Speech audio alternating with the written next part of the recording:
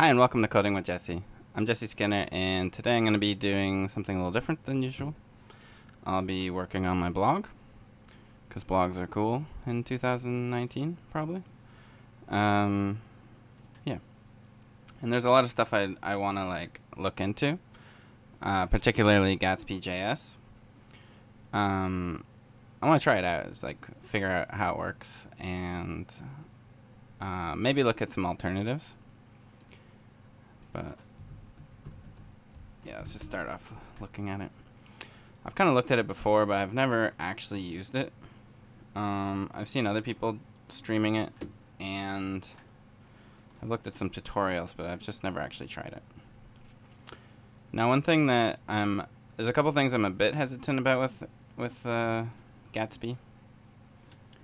One is that it's tied to React, which isn't that bad of a thing, but if I'm going to use a framework, I think I'd be hesitant to use something that ties me to React. I'd want to be able to use a mix of stuff to build the site, but that's okay.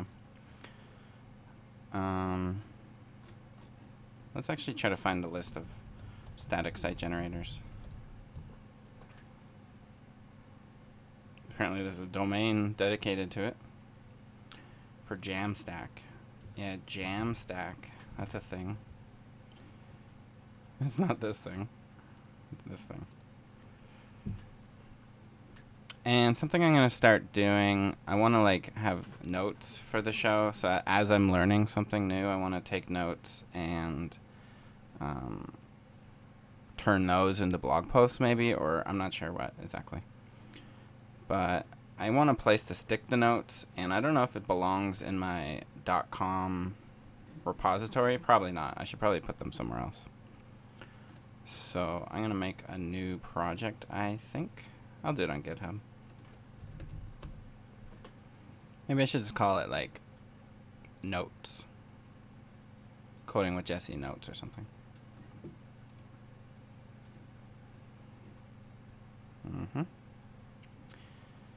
So let's make a new repository. Coding with Jesse -notes, I think. Show notes for Coding with Jesse. And let's we'll initialize with a README. License, let's leave it none, because it's not like I'd want people to use the notes, publish them or do anything with them that way. So I'll keep it with no license. You can read them, but there's no reason you'd want to fork the project and do anything with it. And don't need to git ignore. It'll just be markdown files probably. Good. So I'm going to clone this if I can. Okay. So let's add that folder to the workspace. We can actually rename it the local folder. Not make dir. Move. I want to move the folder. And then this will be broken. So I'll just remove it, re-add it again. Notes. Okay. So I'm going to make a new note. And let's have a naming convention with the date, I think makes sense. .md.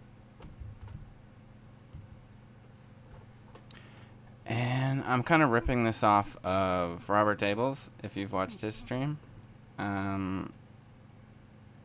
Also, I kind of want to do it. I want it to be in to-do format, I think.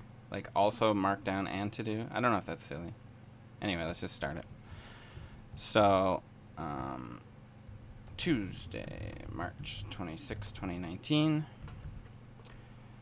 And then today I want to... We can do a to-do area. Now, how would I mix to-do format? I know we can probably set the format to be... No, not for formatting, but to set the format.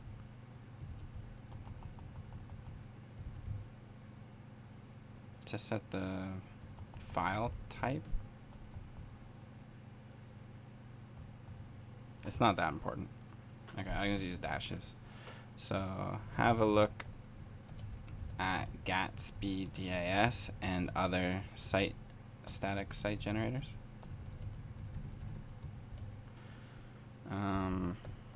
Refamiliarize myself with the blog. With codingwithjesse.com. Code. Okay. And then notes. So let's start by looking at GatsbyJS itself. It is based on React, or not based on React, it's like requires React. Used with React components only? Question mark. That's all I know about it so far. So this is Jamstack too. Maybe I'll put the link in there too.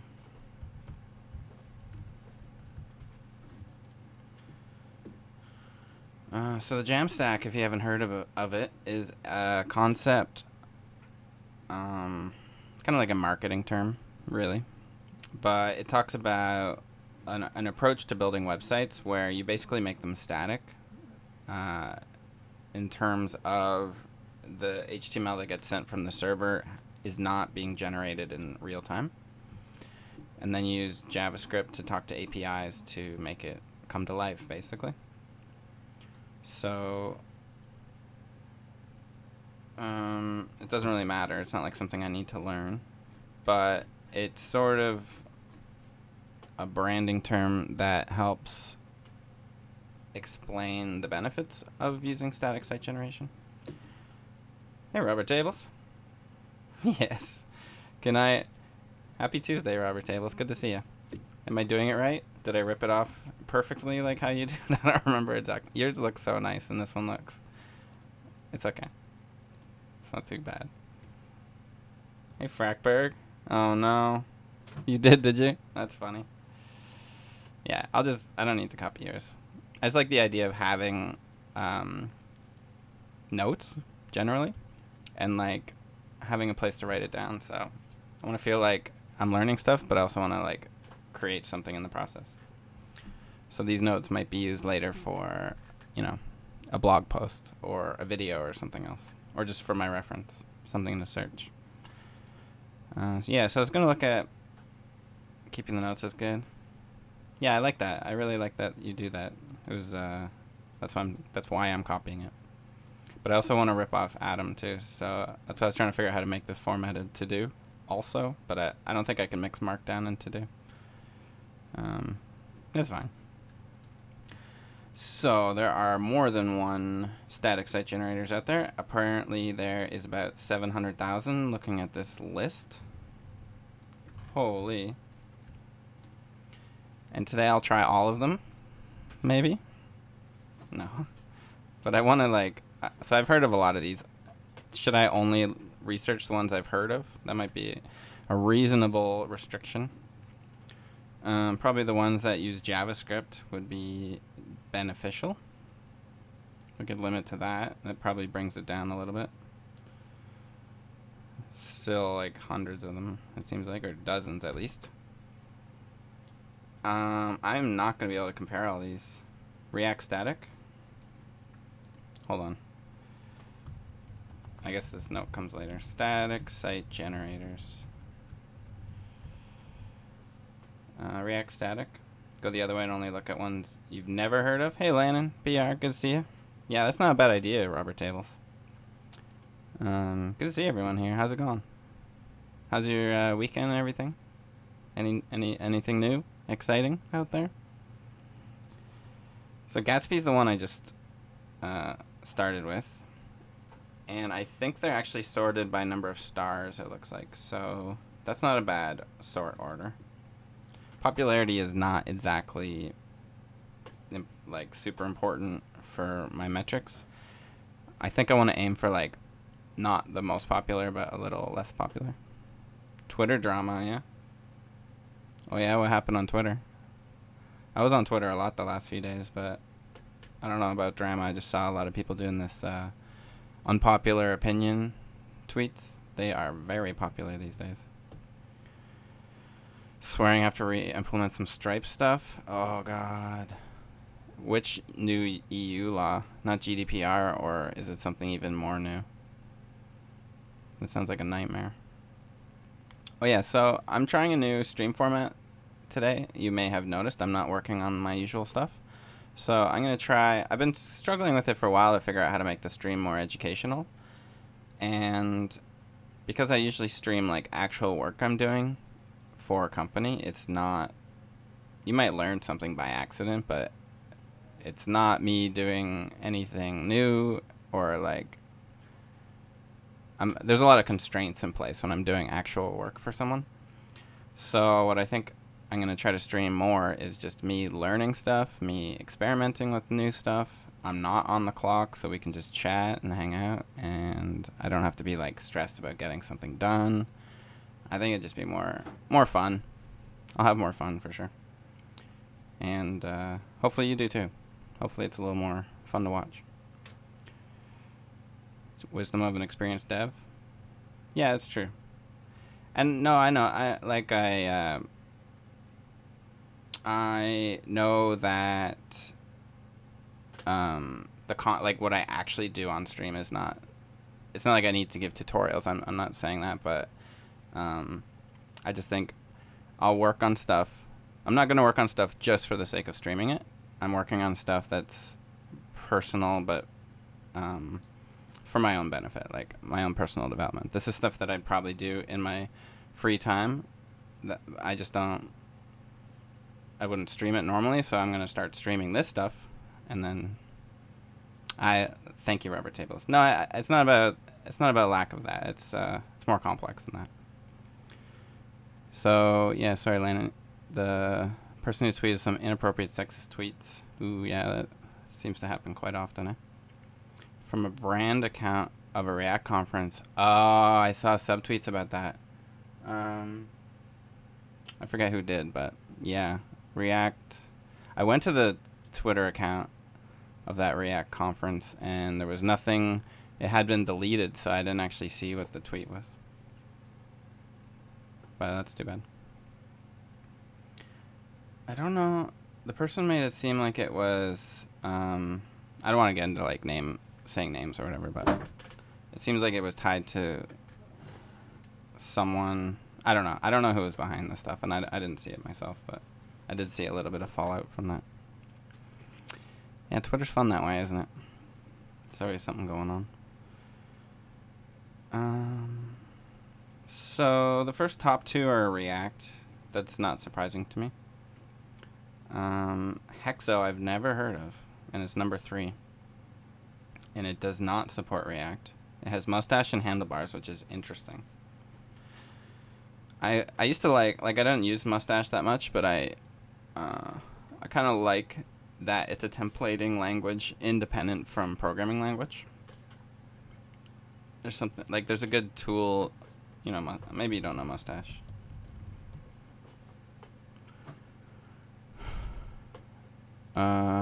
Your requirements are not that complex. Strong customer authorization. How's that defined? Is that just two-factor auth, or what's strong exactly mean? Some blast from the past tech. Yeah, it does look like that, doesn't it? So if you don't know mustache templates. Oh, I see. Two-factor auth. Okay. Yeah, these are all the languages that support mustache templates. And I don't know, if you've never seen them, you probably have seen them before. It's this is what a mustache template looks like.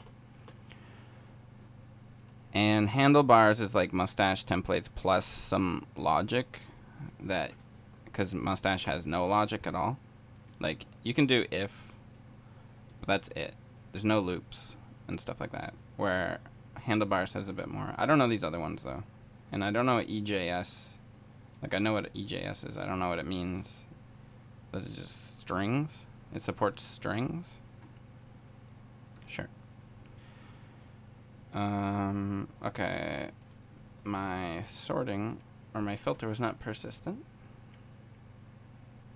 Reminds you of Ember.js? Yeah, Ember.js does use handlebars mustache, doesn't it?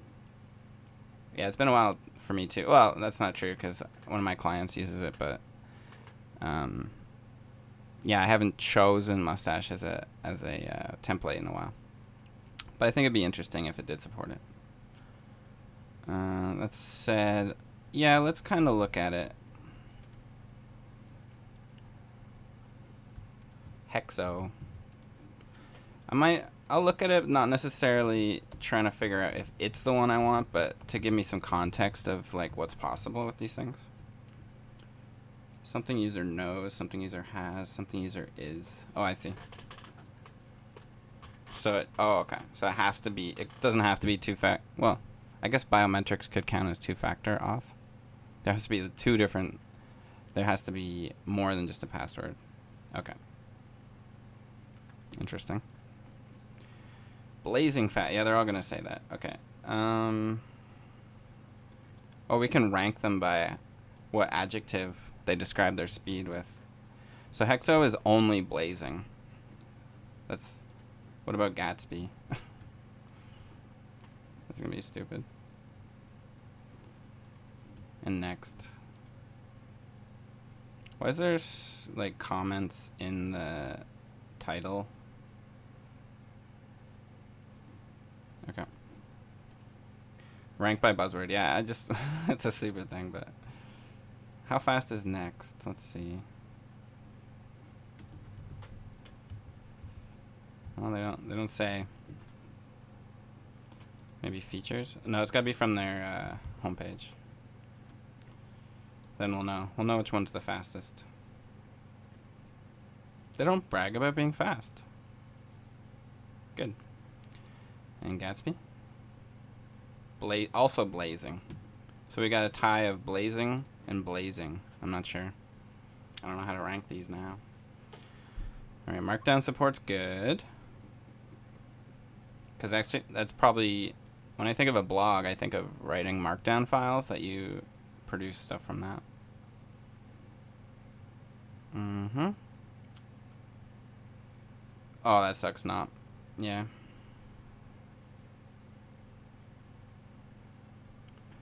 Is the law already in place? Is that part of GDPR or is that blazing sounds? Yeah. Yes, yes, yes. Let's get started. What is Hexo? It's a blog framework. Okay. You write posts in Markdown, and Hexo generates static files with a beautiful theme. Is it the beautiful theme I'm gonna have to make, or does it come with one for some reason? Oh, okay, no. So you got time. It sounds like a good feature to have generally. Is it for all logins? No, you said you qualified it with something, didn't you?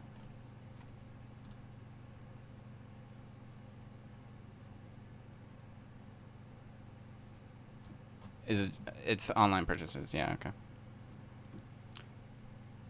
Okay. I was gonna say it wouldn't like, isn't it Stripe's responsibility? But no, because they don't, I mean, they do have like a login thing, but I don't know, you know what I mean? You're letting, Stripe is gonna handle all the, like the credit card information, so I don't know. I guess you have to have it anyway. Make a CLI tool to pull content from framework sites to extract the buzzwords and then sort them. That sounds like a very fun idea, Line and BR. I'm going to put that in my notes.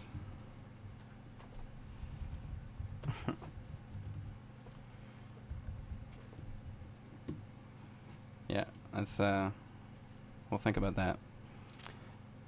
Oh, I imagine banks would just be stressed right out about this. Should we watch this video? Hey, welcome to Draft Academy. My name is Mike. In this lesson, I want to talk to you about installing Hexo on Windows. Let me know if it's too loud or whatever. I don't know. One of the things about Hexo is that it relies on a program called Node.js, and therefore, the way that you install it on Mac and Windows is actually the same. In order to install Hexo on our computer, we're going to need to... Hold on. Install Hexo? I guess this is for someone who's never used NPM before. Okay. Let's skip ahead a little bit. We can do it. The first is Node.js. Head over to my browser. Oh my god. And I'm here on this. This Hexo tutorial is almost 5 minutes long, and probably I bet half of it is just how to like use Node.js, Git, installing Git, still installing Git, npm for the first time, install the CLI. Okay, who knows? Just looking at versions of stuff for some reason. Hexo installed, and you're ready to start building your first Hexo website. Okay. Hey, thanks for watching. If you enjoyed the That's video, the tutorial. leave a like and That's a horrible tutorial. That was not about Hexo at all. That's like this should be called how to install an npm module. Any npm module. Yeah, npx Hexo, that's how to do it. Skip Git and Node link on top of the video. It would just skip the whole video, Landon BR, I'm afraid. That's too bad. Okay. I guess that is how to install it. Okay, that's true. And there might be people using it who've never used Node.js. You know, they just want to work on their blog or whatever. So let's go beyond installation. Setup. Okay, so you have source, you have some, I don't know if the underscores are mandatory. They seem odd, but then you have a theme.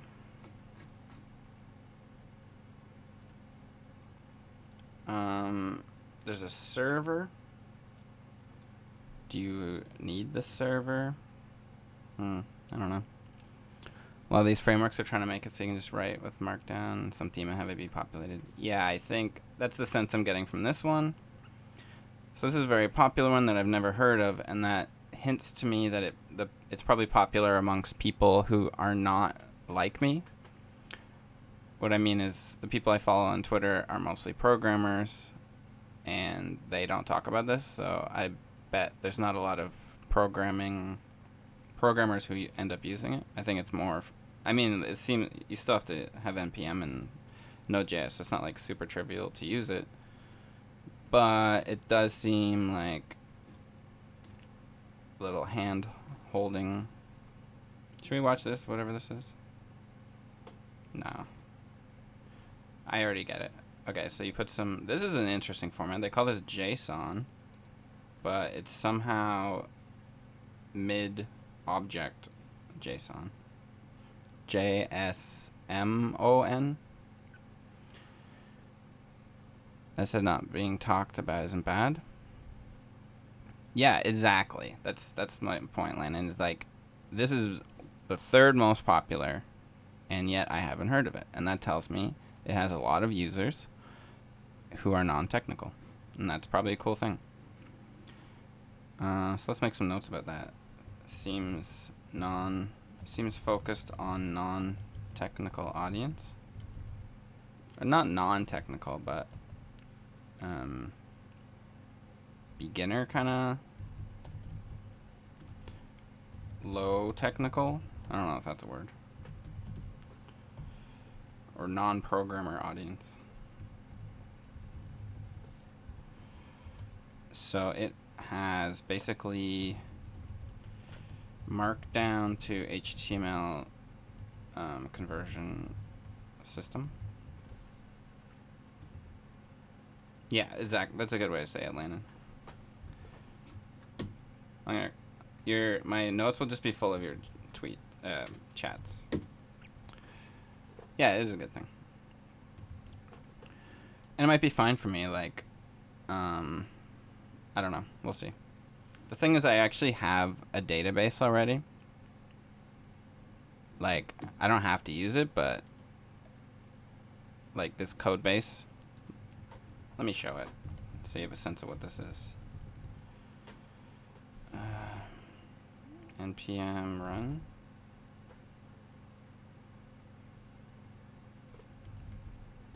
Maybe I have to install something. Yeah, that's a good idea, Robert Tables. That's a good idea. So this blog software is basically, it's mostly the administration that I've built so far.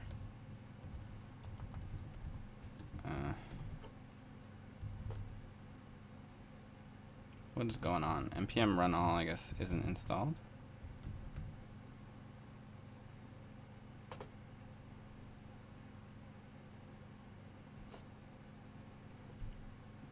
Okay, anyway, so I've made like an API with an admin and some models for posts. That's like all it is. So it's like some MySQL queries, not that much, but posts. I have slugs. This is what the table looks like. It's just title, body, slug, posted at. So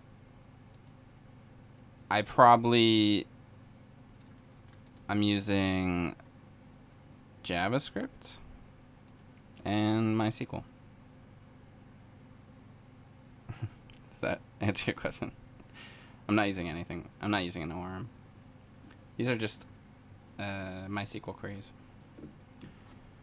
I worked for a company doing Java enterprise stuff and used an ORM then, and I felt it's so, I don't like it.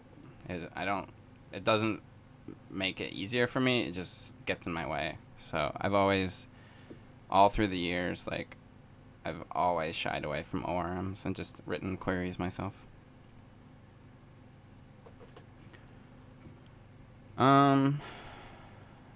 Yeah, I guess these can kind of lump in under that. How about that?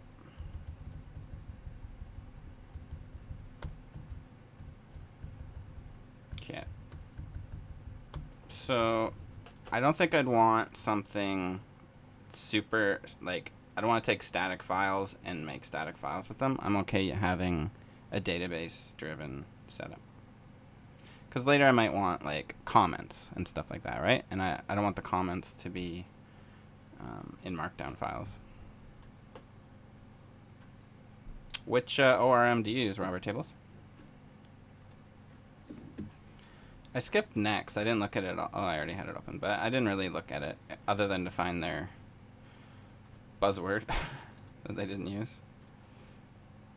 But I kind of know a lot about it. And to me, Next.js is like a bundler more than a static site generator, but maybe I don't know enough about it. Oh, no kidding, Landon BR. That's really awesome. Well, I'd be happy to go deep into one of them just to like get a better grasp on it. So maybe we will do that. But let's look at a couple more anyway.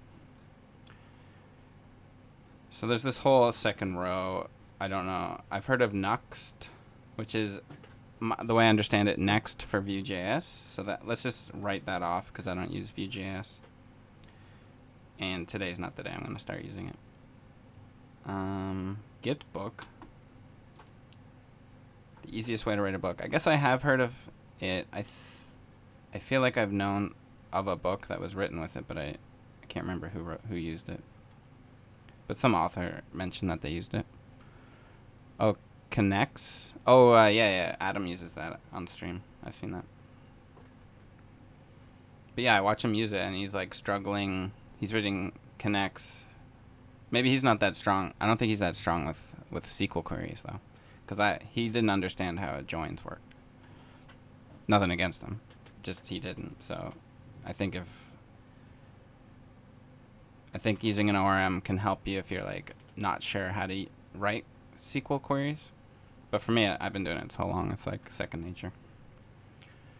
It's a lot faster for me to just bang out a query than to like understand the abstraction standing between me and the query. But yeah, Connects is at least pretty low level. I guess there's others that are a lot higher level.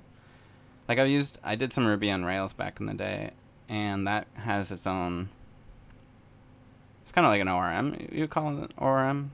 It's what do they call them? Active?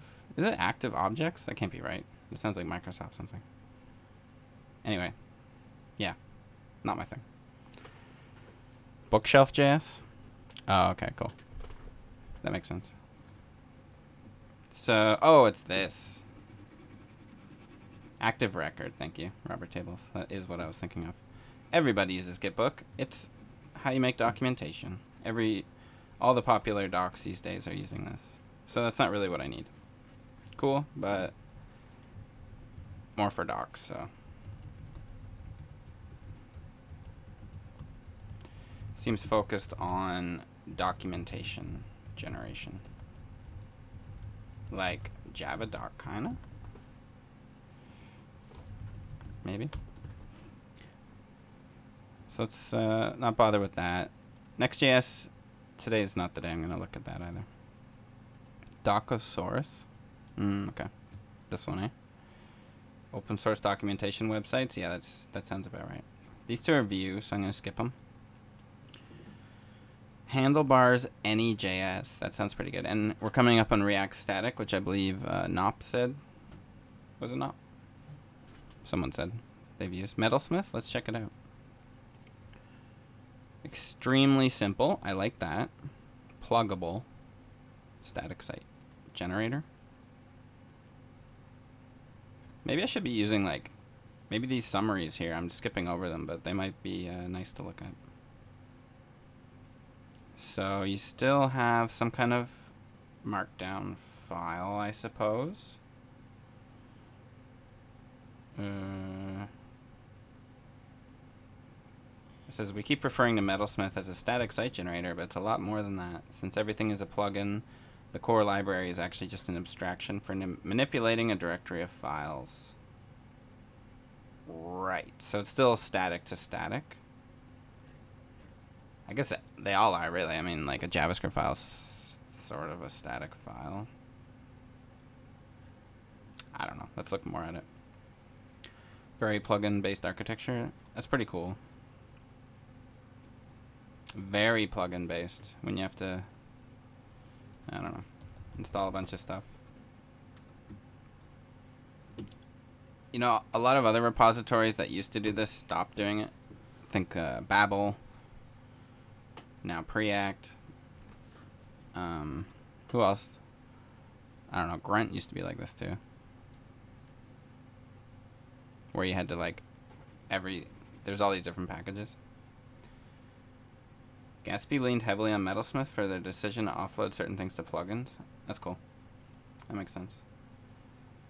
Gatsby with MDX. That's like JSX Markdown.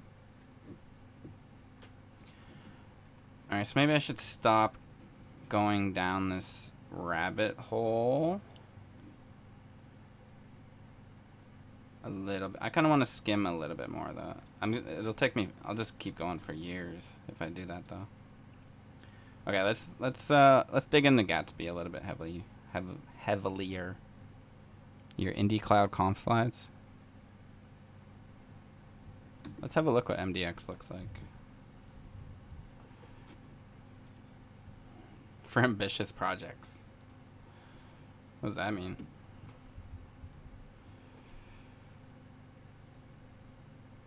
I feel like the contrast is too high, even though it's just simply black on white.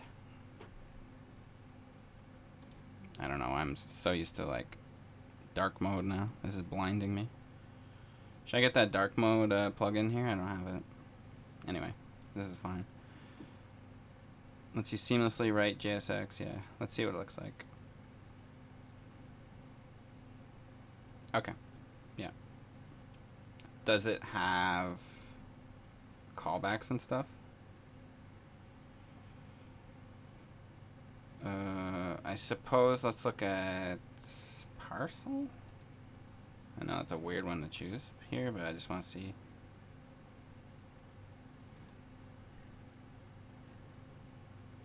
Okay. 333, yeah.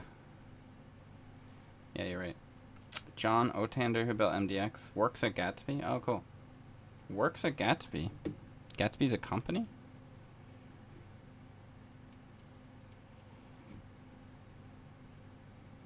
I want to learn about that.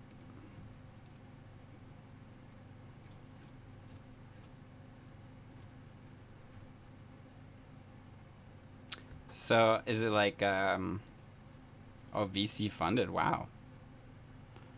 I thought it was just Kyle Matthews and, you know, the open source project. I didn't realize it was a business. Good for you, Kyle Matthews.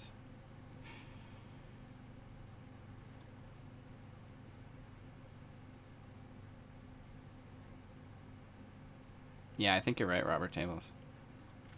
I think you're right. That's why I want to check it out. Even if I don't end up using it, I want to like know what it is a bit better. I don't know why I'm looking through the list of people. I'm just like impressed that there is a company.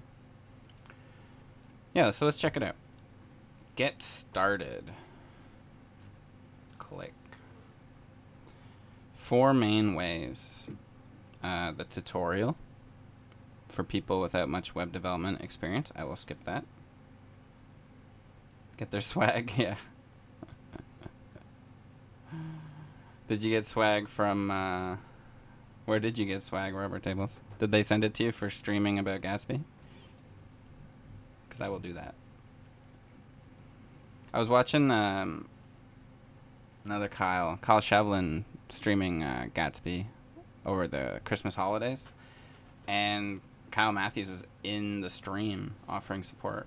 I mean, I have LAN and BR here, so it's just as good, but I thought that was pretty neat. Oh, cool.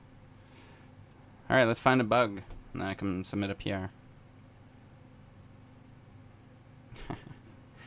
Quick start from intermediate to advanced. Who prefer to dig straight in? I think that's us.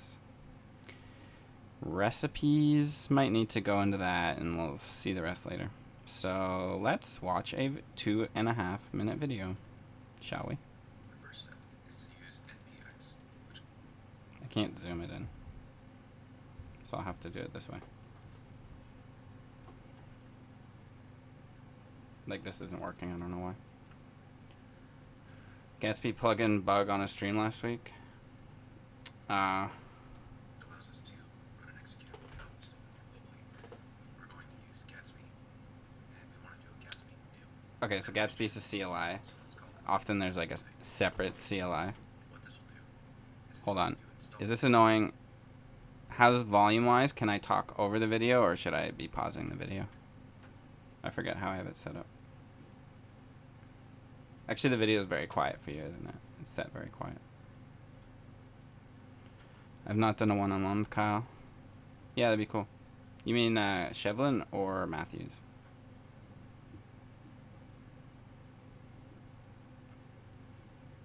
Gatsby CLI using NPX so that we can then execute the Gatsby new command. And this is going to install our dependencies, set up Oh, yeah, our cool. package files, and everything that we need to actually run a Gatsby site. Once we have everything installed, we're going to Okay. CD Gatsby site. I didn't actually catch what the command was, so. Gatsby new, and then a folder name, I guess. Once we have everything installed, we're going to move into the folder, so CD Gatsby site, and inside we can run npm run develop. This will start up our Gatsby site in development mode. Okay. Once the site boots up, you can see here that we've got GraphQL, wow. web address. So we're going to go view our local site in Oh, that's neat, Landon.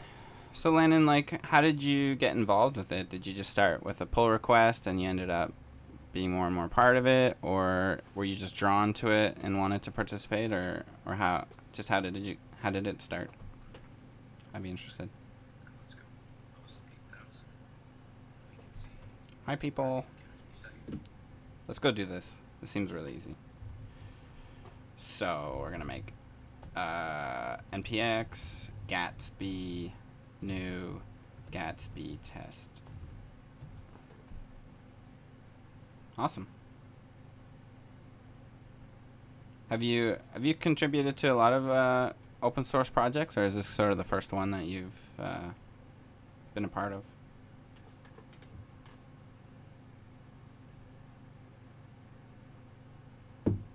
Oh yeah, cool.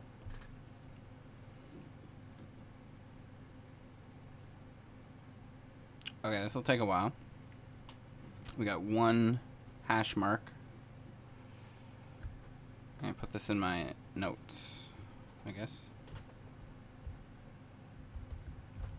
I'll put it last because it's sort of where we got to. So, quick start. NPX Gatsby tests. Oh, that's very cool, Landon. I've done very little. I've contributed the odd, like, I guess I'm a contributor to React because I fixed a typo in their README once and stuff like that. I think I probably contributed to jQuery too.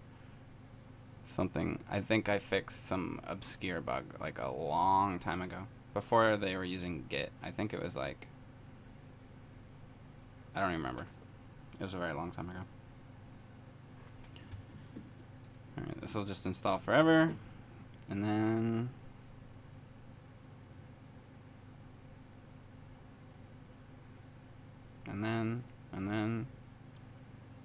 eventually there. So we get a lot of files. Source, we got components, images, pages. So that's kind of like Next.js. These will be our entry points. Yeah, it's true, Landon. In this case, like the typos I fixed for React was I think the links were broken to their documentation from the README. So it was like I was trying to use it and it didn't work. So I fixed it. That was really, really early days. I don't know. Maybe it wasn't even. I might be hallucinating. Let's find out. Where's React? Oh, it's Facebook.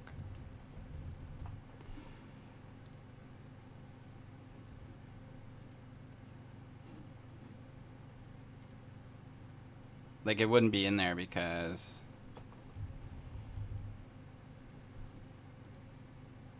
no, it is not in there. It would have been like long gone. Probably not even, I don't know. It was a long time ago. So what was the next step? NPX Gatsby dev run? I think it was dev. No, develop.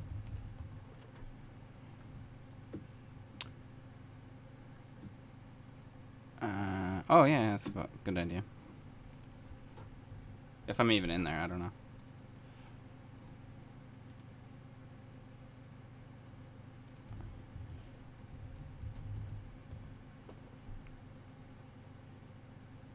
Nope. I mean, there's this one. I don't know. I must have just written a comment on it. Not even. Oh, it's actually referencing my library. That's why. Hey, Viable Clan member. How's it going? Oh, by the way, everybody, before I forget, we have a Discord server. Come hang out. It's new, so it's very empty. But I'm going to use it to at least announce my streams and sort of... Yeah, I do. I'm going to announce streams on there and who knows what else. But yeah, it'd be great to see you guys in there. Maybe on my days off, I might vent in there a little bit and stuff like that. We'll see. So, what's next? This is done. To show how things work, we're going to create a build. So we can now do npm run build. And this will create a production ready. Oh, right. We have like a server running. So if I go to localhost 8000, we get that new site. Great. Page 2, page 1. I want to see what gets served. So we get, that's actually kind of a lot of files, but okay, so it's built on socket.io. That's interesting. stuff. Whoa, this is development mode though. This is development mode. I shouldn't even look at it. That is not going to answer my question. So let's... He's just about to show us how to do a build. NPM run build. So what this does is it actually outputs all the static HTML. That's a good idea, Robert Tables. On your server. If you were to create a Gatsby site that get live on the internet, Yeah, Landon, that's why the site is built. I shouldn't even look at it because it's not like what I'm going to be serving anyone. Okay, do they have a server for serving the built version? Is that what he was just about to show me? Run it. Yeah. Actually serve it using npm run serve. And this opens up the I'm getting a little ahead of the tutorial here. Not there.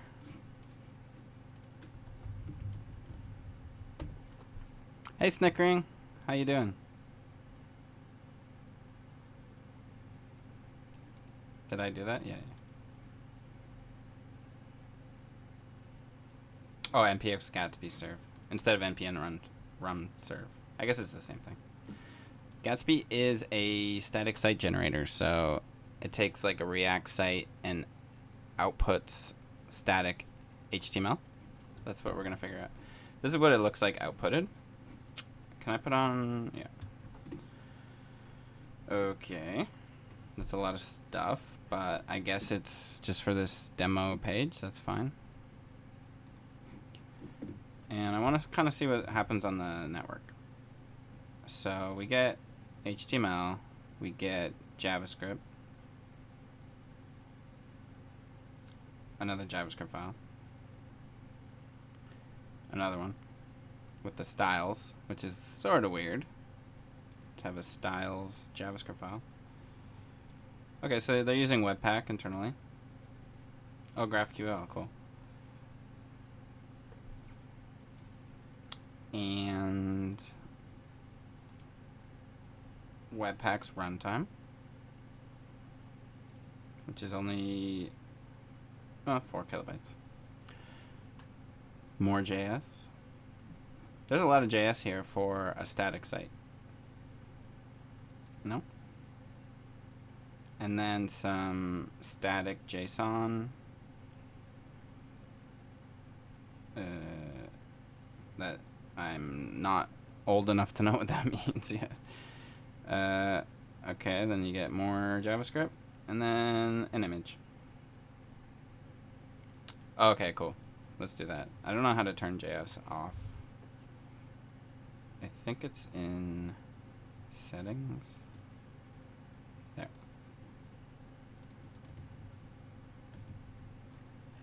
There it is.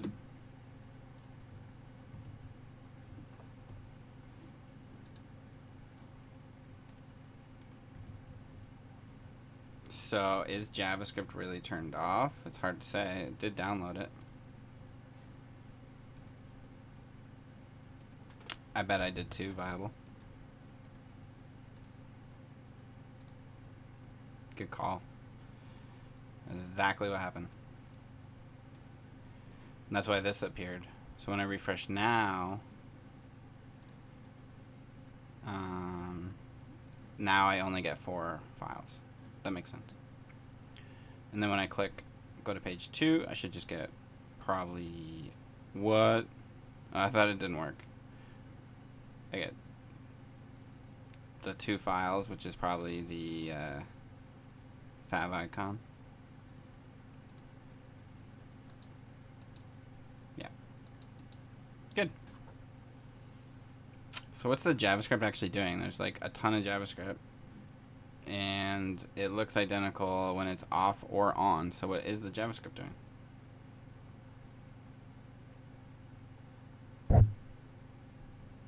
I don't know. I don't really care about that scenario viable. It's more about like speed.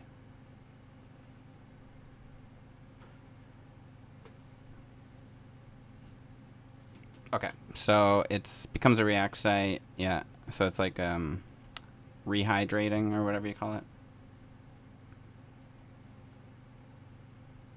And the routing, yeah, that's true.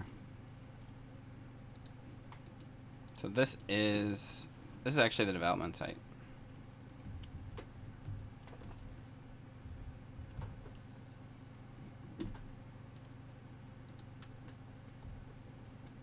Hi, Clay4, welcome.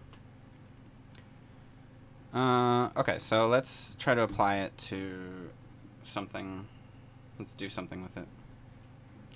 So I'm gonna add it to the workspace, if I can find it.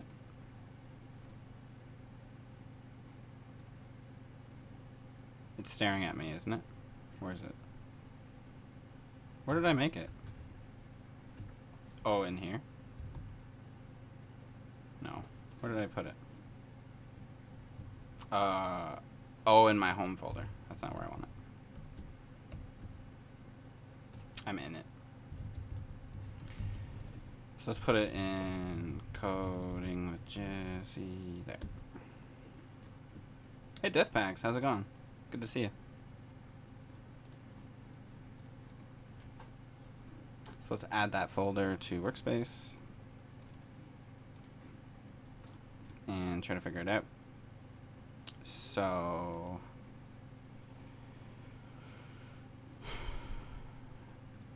open the source. They tell me to go to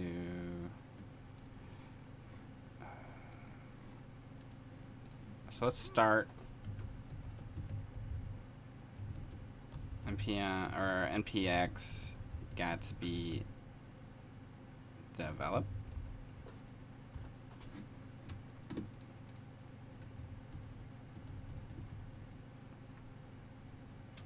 Should show up here, and then I want to see that like GraphQL. Stop putting stuff in there. The links. This is Firefox. My chat is Firefox, so that's why my links are going in there. Just do this thing.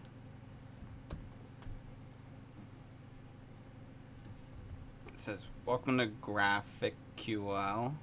GraphQL is an in-browser tool for writing, validating, and testing GraphQL queries. Neat.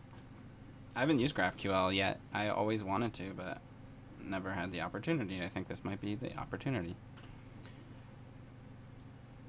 But first, how would I put data into the server? So let's say I did want to have it be MySQL driven.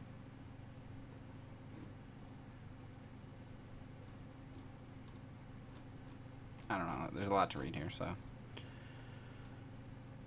I don't need necessarily to go that. Let's just keep going through the quick start. 9,000. So we can go back here I did that already. in the terminal, and that will show you all the available commands that you have in Gatsby. You can also run for a specific command. You can do something like npx Gatsby new help, and it will show you how that specific Okay. /docs. Yep, thanks.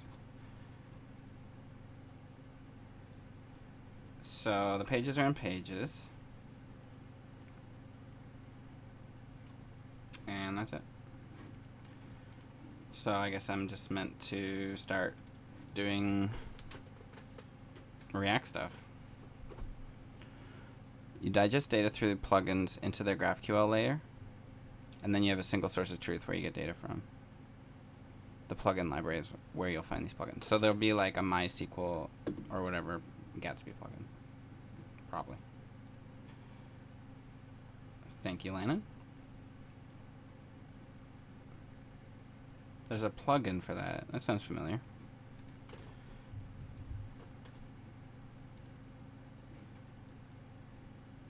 Okay.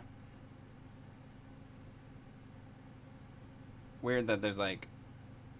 I guess that makes sense. You have one of these per query. Seems odd, but okay.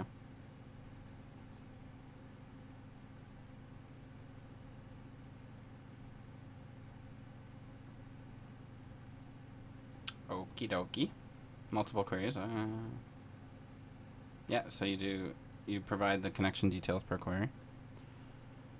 Obviously, there's like ways to write this so you don't actually repeat yourself. I mean, this would be like probably coming from somewhere else anyway.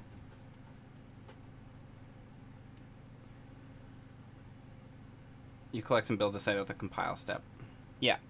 No, I understand that. So it would be like, I would have the database, and then when I publish, I would rebuild the whole site. That makes sense. I actually worked on a site. So I've had two actual jobs, like where I was employed. And one of them was in Germany at a company called Strato Rechenzentrum. If you're German, you've probably heard of Strato Rechenzentrum. And I worked on Live Pages, which is a CMS. Oh, I see. That makes a lot of sense. Yeah, so the connection details are just, they don't get published at all. Yeah. Live Pages, I think, still exists, and I haven't worked there since 2006. But yeah, it still exists. And it was static site generated. I don't know if it still is. I bet it still is. Looking at these screenshots, I don't think it's changed. Live journal.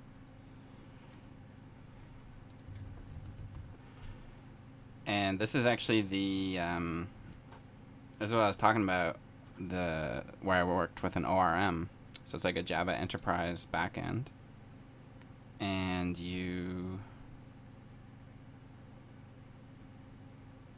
let's watch the German one. Hallo, hier ist Dirk vom Website-Builder-Test. I just want to see if it's the same. Okay, so they've... No, it is the same. It's the same code base. Wow. I'm sure they've added stuff to it, but... The way it worked is you'd make your site, and then we would publish it. There would be a publish step to... And then you could put your FTP credentials in, or if you were hosted with Strato, then it would automatically publish to your folder. But there was no server-side rendering. We just didn't want to support it, really, so way before it was cool, there's static site generating. It's definitely not a new thing. I think why it's new is because we moved to doing so much in the browser, and now this is moving kind of back in the other direction a little bit. How you can market Gatsby to your employer? Oh yeah, that's cool. That makes sense. That probably ties into the Jamstack stuff I was talking about earlier.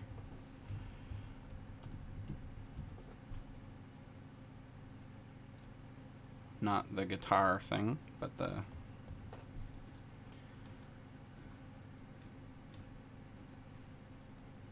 yeah. I don't know if you guys saw this before. I heard about it recently. It's not like new concept, it's just like new to have a word, Jamstack. Jamstack to me reminds me of the word Ajax, where it's coming from... do you know the blog post that introduced Ajax? Jesse, what was his name? What is his name? James Garrett, thank you. That's cool. This blog post is where the word Ajax comes from. February 18th, 2005.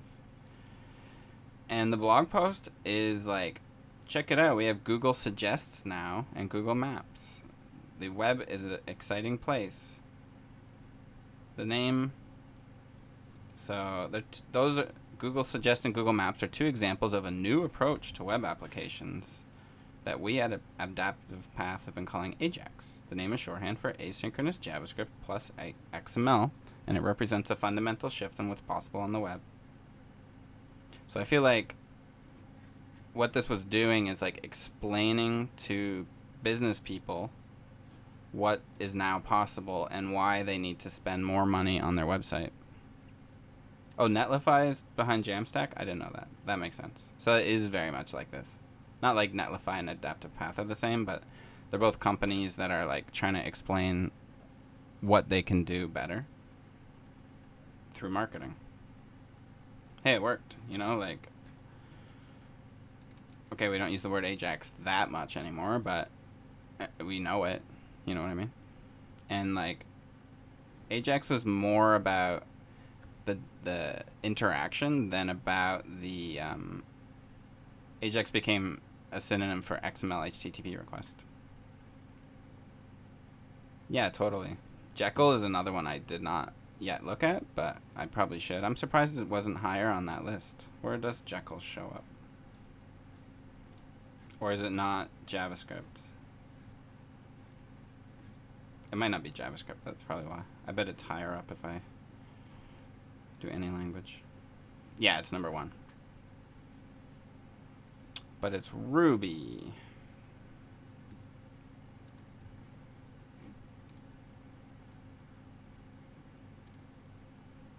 So it's like all Ruby. Okay. I won't go into it too much. I haven't used Ruby in a long time. Yeah, definitely Lambier. And I would say that my old employer with the 15-year-old Java-based site generation is also part of the Jamstack. Oh, Jekyll was? I didn't know that. It's pretty cool. I'm getting distracted, as always. So, how do I really, like, test this out? Do I have a front end on my blog? I don't even remember. I think I do, though. Yeah, I do. How do you do... So what's layout? Let's look at that. Layout is a static query. And then you get... Oh, I see. Okay. So you want some information, and then you get... It calls render, and that's going to do header, blah, blah, blah. Headers, it's still all within the body. So what I want to figure out is how do you change, like, outside the body? There must be some kind of template somewhere. No? Maybe? Or is that, like, hidden from me? Is it this? That's what's got generated now.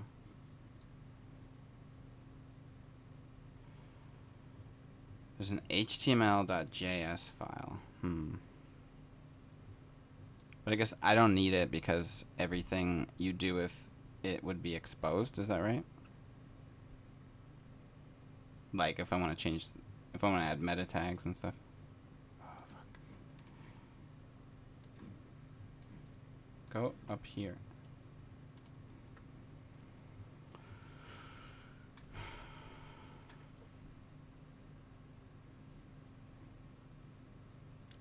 So there's some kind of component. I should use the default. Okay.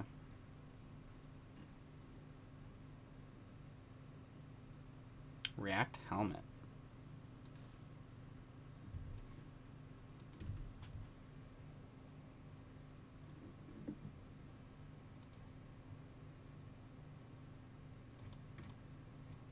Okay.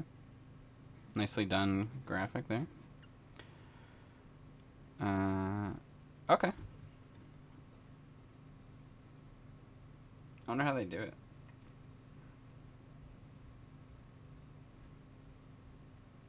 Helmet. I get it. It's like a head. Your head goes in the helmet. Your head comes out of the helmet, in this case. I'm going to put that in my notes.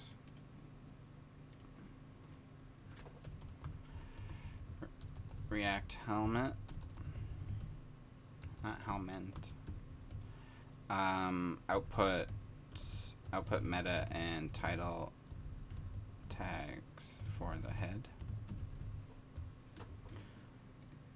And let me put a link to it. Stop. Go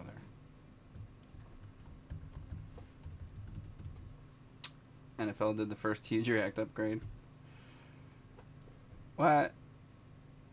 It actually comes from the NFL? That's cool. ASTs for programmatic rewrite. Abstract syntax trees.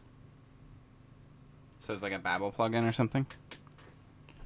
Or Acorn?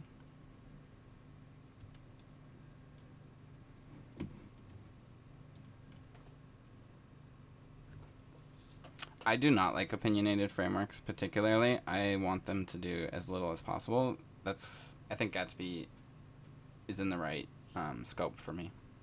I think so.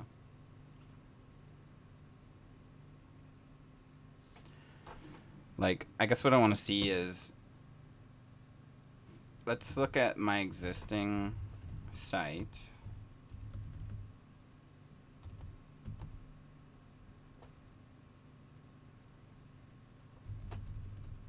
npm start. Which breaks? What's broken about it? Webpack dev server command not found. What is wrong with...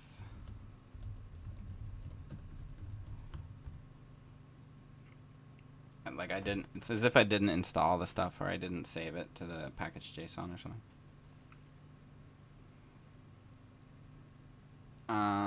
So Gatsby would let me not have to use Webpack, I guess. Or not have to directly use Webpack.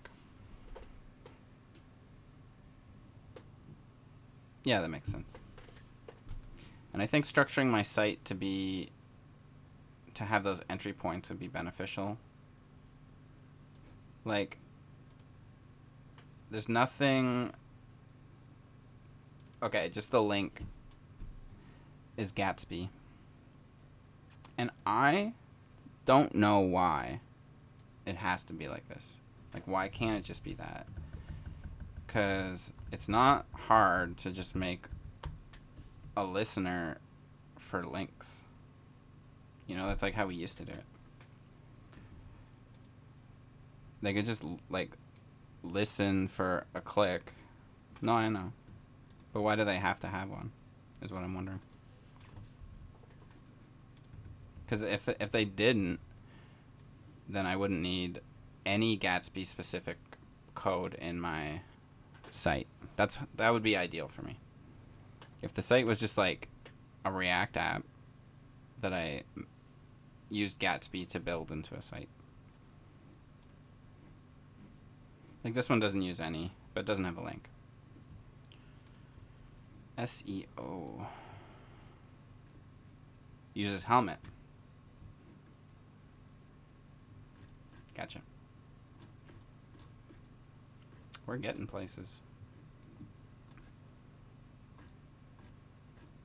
I didn't know meta tags are still SEO. I guess nothing changed in that area.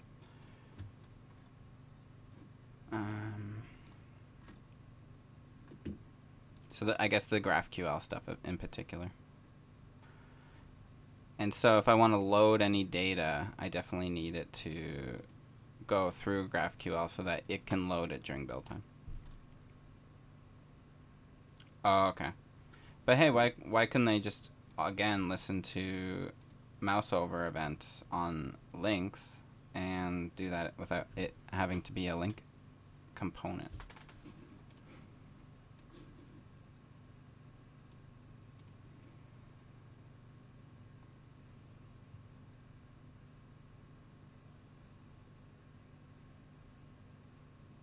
Oh, I like that approach. So it says basically when the link becomes available, like visible on the screen, using intersection observer, then they do a low priority request. But then when you hover over it, they trigger a high priority request. Does that mean 2 requests? Or does that mean they somehow change the priority of the existing request? Let's find out.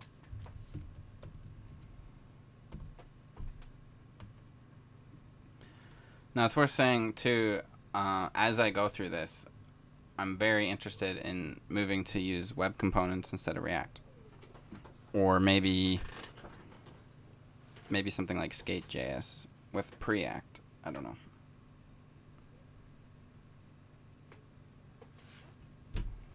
Oh, my son's up, so I gotta say hi. Hello. Did you have a good sleep?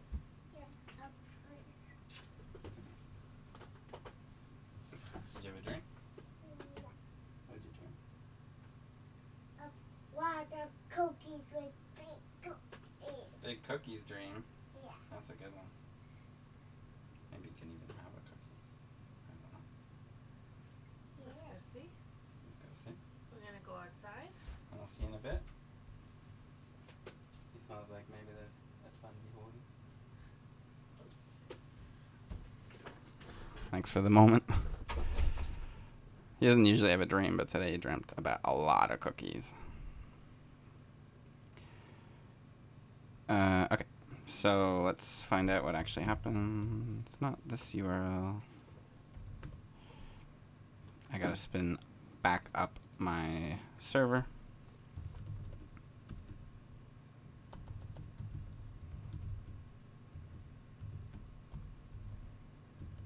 npx Gatsby develop.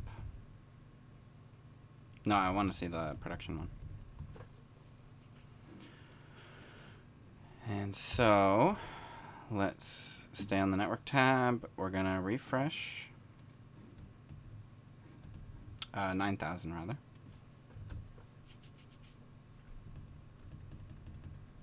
Did I break it? What did I do wrong?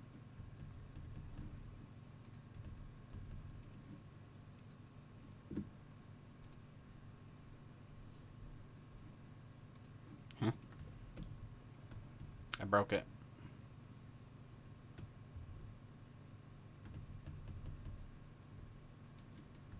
Something's definitely wrong right now.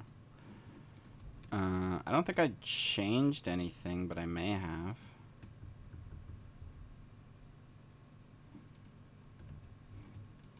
I mean, I didn't, it's a static site or whatever, so I didn't even rebuild it. I guess I can build it again.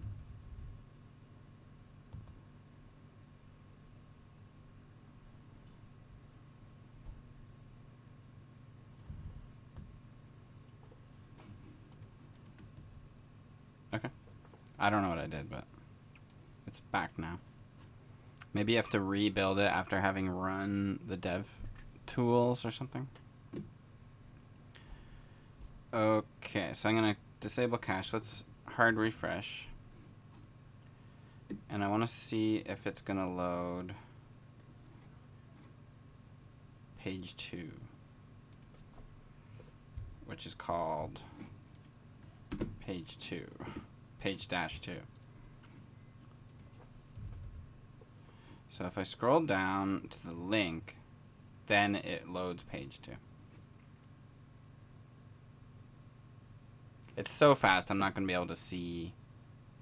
Oh, yes, I can. How about super slow? Well, let's try it.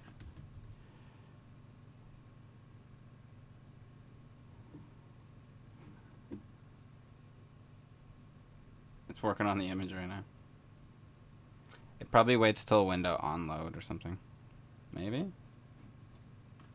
Or does it maybe detect how fast I am and not bother if it's super slow? Could be.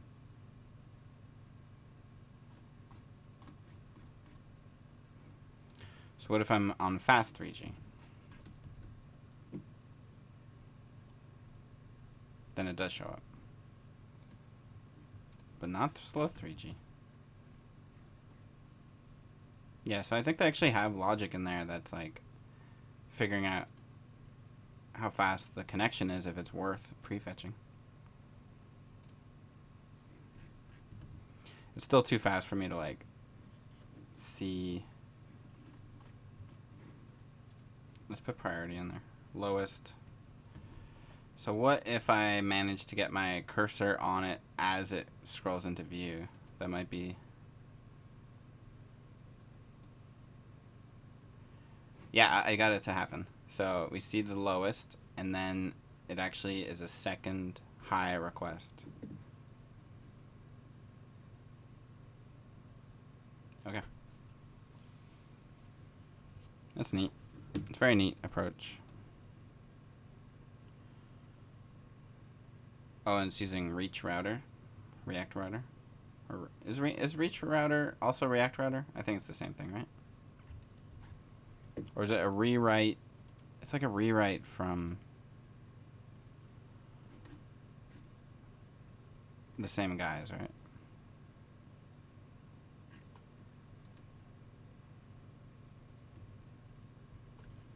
Is it just, I forget his name, this guy, and not Michael Jackson?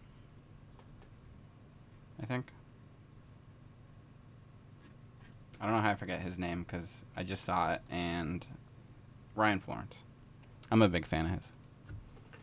I think he's a pretty funny guy.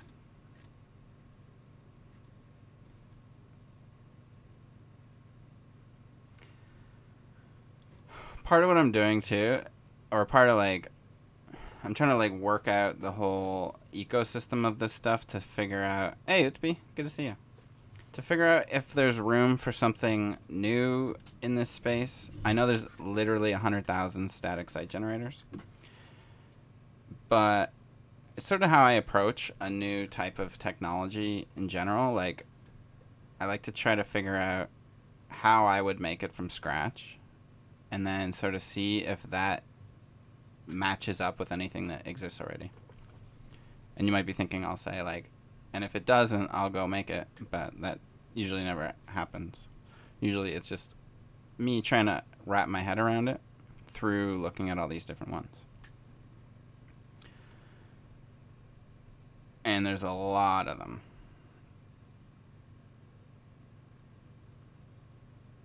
But on the other hand, so like a different thing, I can use Gatsby and not use all the features of it, or I can build an abstraction in the middle and try to get around some of that stuff myself. For example, if I don't want my sites, if I don't want my templates to reference Gatsby straight up, I can... Yeah, that's a good point, Usby. That's what I'm trying to say. And more than that, like, you know, there's a lot of different static site generators. So what are the different kinds? What are the different philosophies they follow?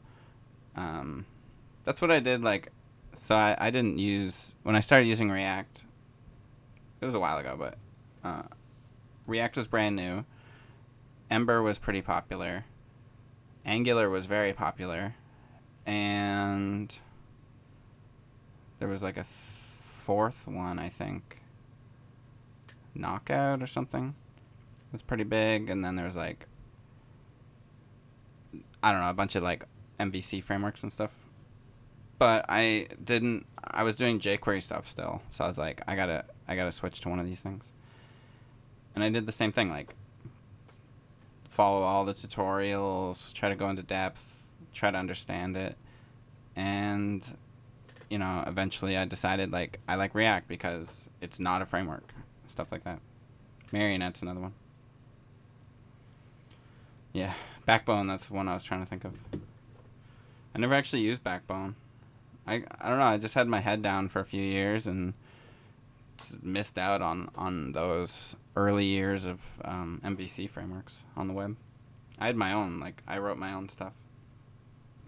So what I made, like, a JavaScript framework a long time ago, before require.js, that was called, I would just use it internal, but it kind of worked like this. So you would have, like, my component equals widget, and then you'd pass in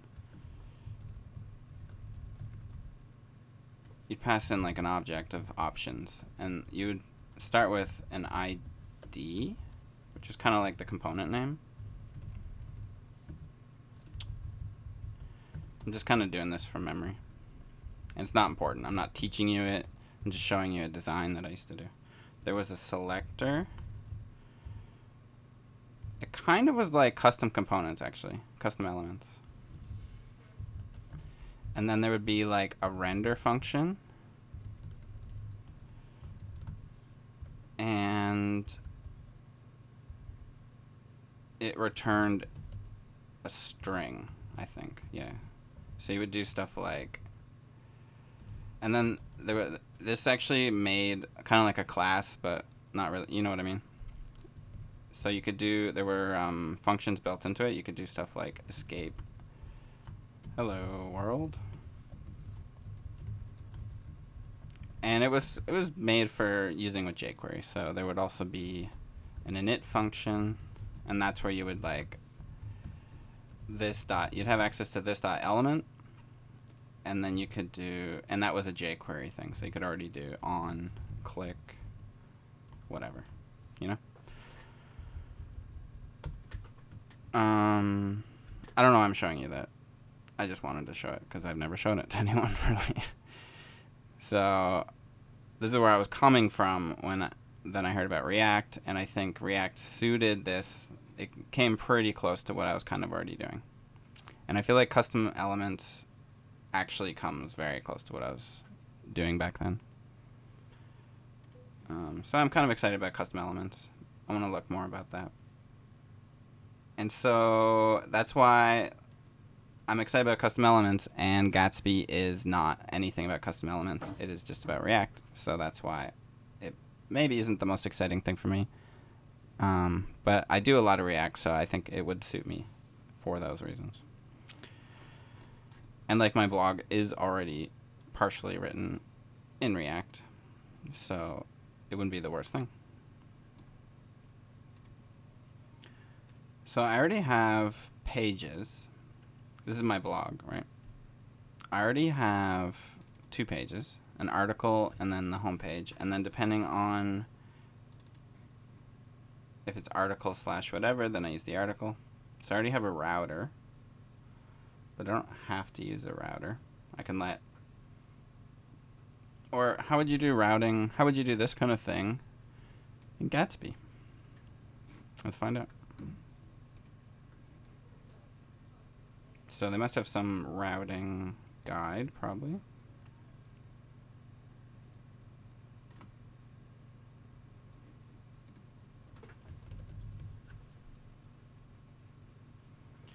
Okay. You can implement the API create pages. Right, because it's not about routing. It's partially about routing, but it's about making sure you generate all the pages you need. Okay, no problem.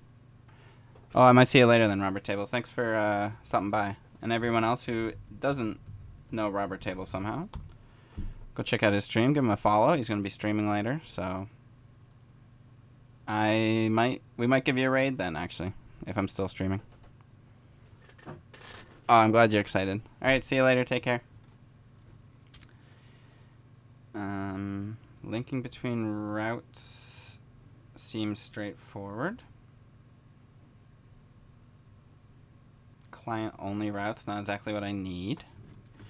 But I see an opportunity for pull request. Am I right, Landon? Because there is a bug.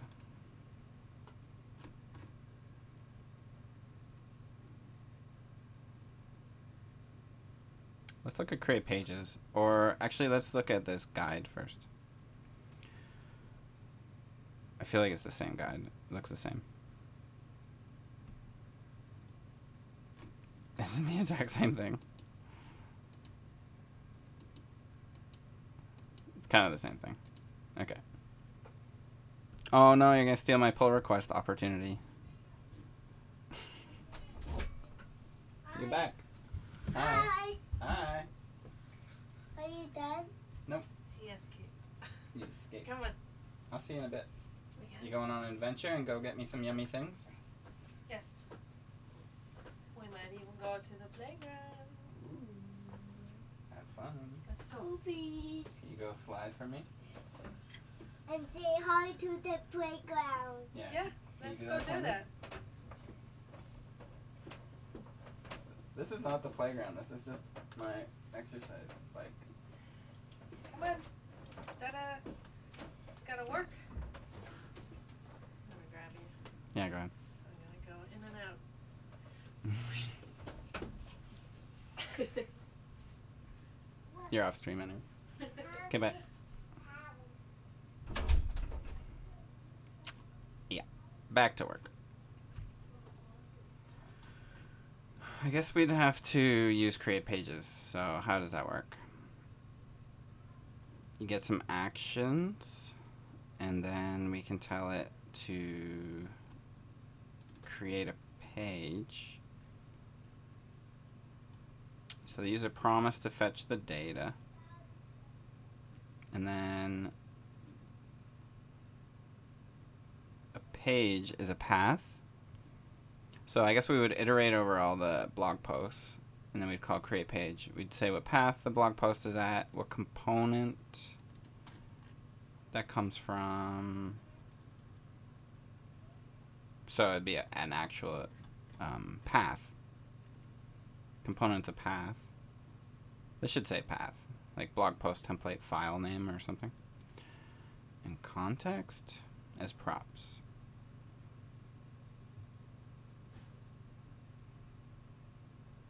Oh, I have no idea. Let's find out. Or let's find out what version I'm on, I guess. That would tell me too.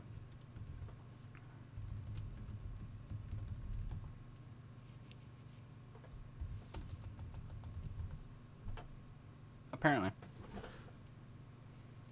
2.2.13 right now.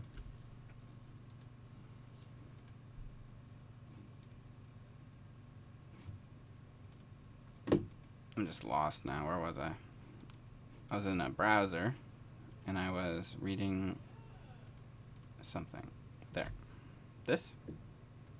No.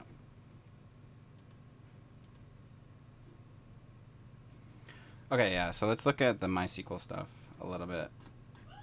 I'm trying to figure out if I should actually, right now, port my blog over to be static site generated, or if I should not. I mean, like, I could try it out. I could try it out and still move to something else later. I could do it in a branch and just, like, feel it out. Let's try that.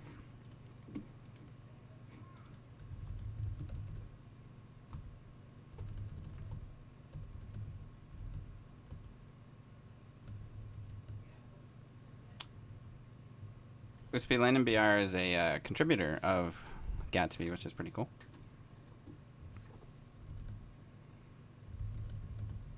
Fix, add back. What? They already were there. What did I can just stash, I guess. Or whatever, I'll just say upgrade. Upgrade, npm run all, and webpack dev server.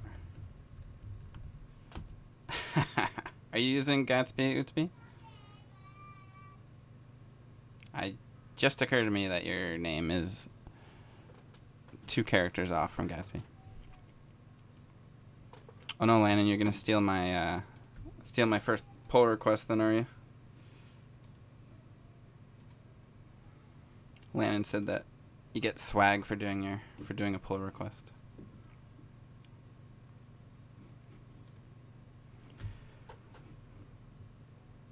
I wonder how you do. How do you add it to an existing site? So let's make a branch called Gatsby.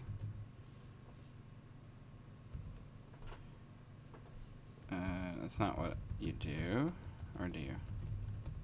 Yeah.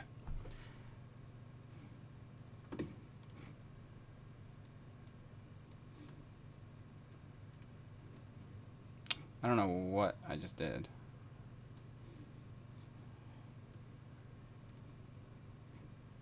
Yeah.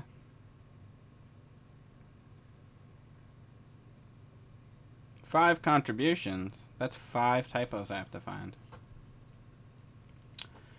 No, Landon? Well, I think we should try it. Like, I think it's an interesting thing to try. I think it's an important use case. Otherwise, it'd be interesting to... it'd be interesting that Gatsby is something you have to use from the start. That would make Gatsby in the same class as, like, Create React App.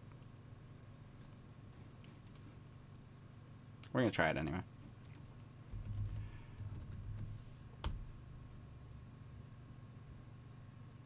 I guess Gatsby is a dev dependency. Almost. Is it a dev dependency because it's kind of like your project needs it to operate at all. There's no way to. I think it's not a dev dependency. I think it's a dependency. That's some deep philosophical stuff we're getting into.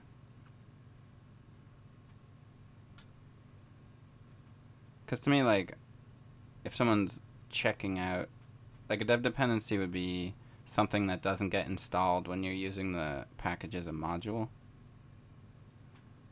Why would anyone use this package as a module? I don't know. It doesn't matter.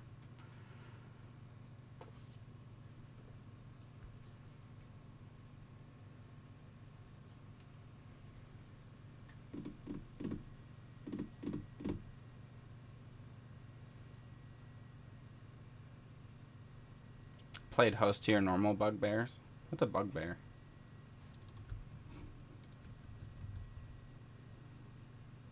A cause of obsessive fear, irritation, or loathing. That's a great word. Why did I never hear that before? Archaic. An imaginary being invoked to frighten children, typically a sort of hobgoblin supposed to devour them. That sounds horrifying. I'm gonna have to use that with my child.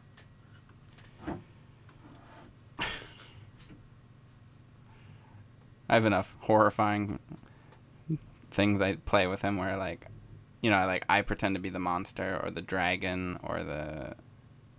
We even joke that, like, a skunk is coming. He doesn't need any new monsters to be horrified about. Also called a booger bear in Dungeons and Dragons. Oh, the boogeyman.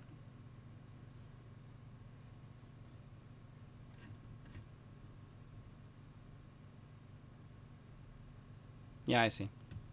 So you're just saying it would be that, like, the web sucks generally, and Gatsby just forced you to have to use the web.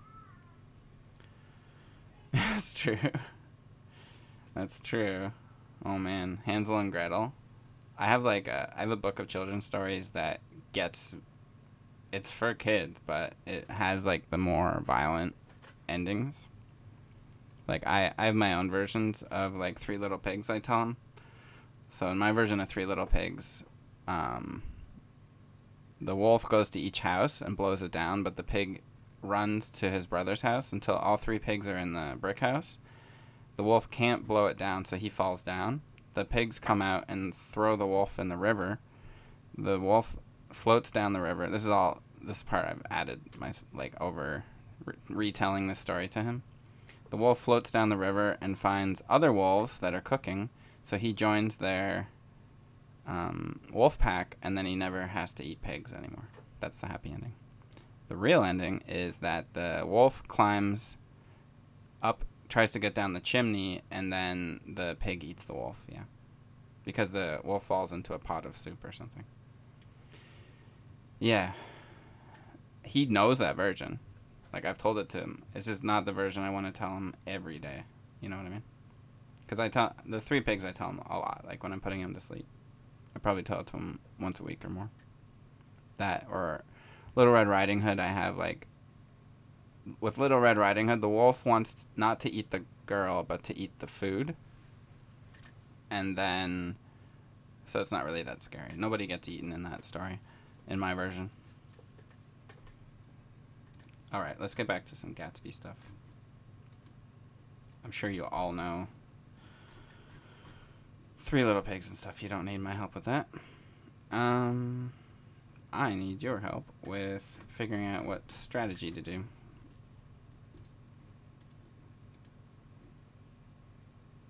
I kind of thought Gatsby would be a little more like,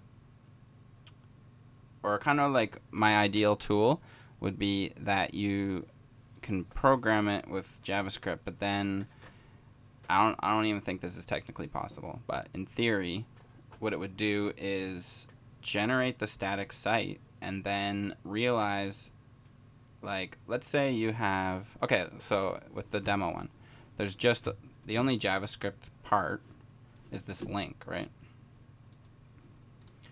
So in my perfect static site generator,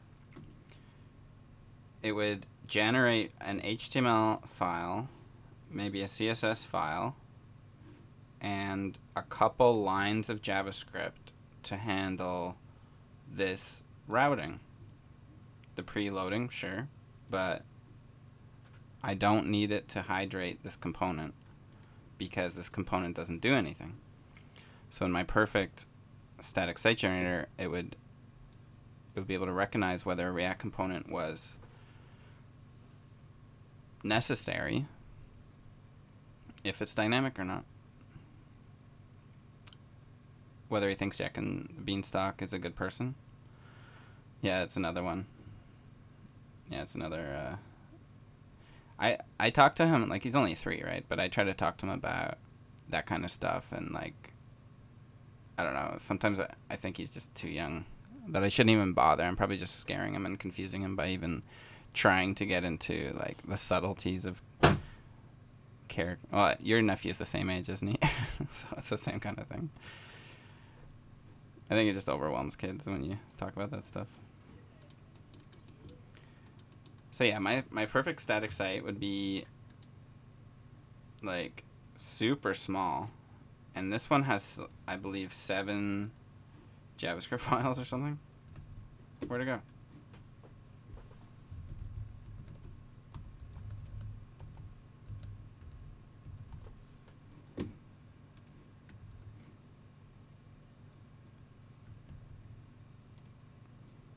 Oh, I still have JS disabled, don't I? Or what? Oh, I have a filter on. I was like, why can't I see anything? Yeah, you get a Webpack runtime, you get an app, you get styles for some reason in a JavaScript file, you get this, which is finally the component, and then you get... So there's 1, 2, 3, 4, 5, 6 JavaScript files you get for one routing. Do you know what I'm saying? So I wonder if there is a way to do that. Maybe you... How would it be possible? I guess you could, like, somehow notate whether a component is stateful. And then only, like, stateful components get persisted to the JavaScript. I'm not sure it's that possible, but it would be very neat.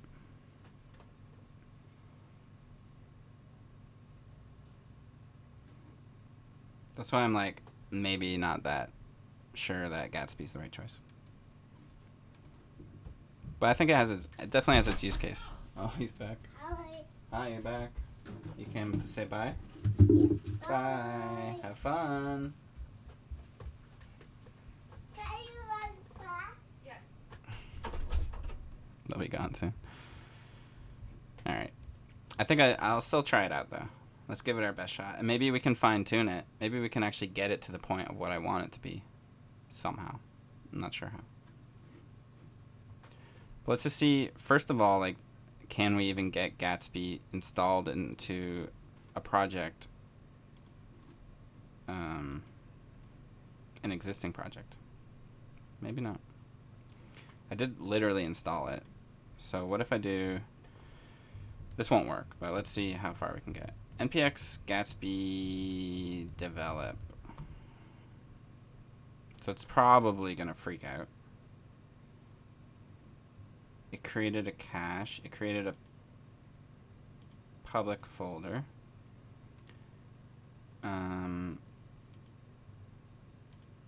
It did something. Let's see what it looks like when I do npm or npx Gatsby. Wait, I ran develop. There must be an error. Error compiling the HTML.js component for the development server. Okay.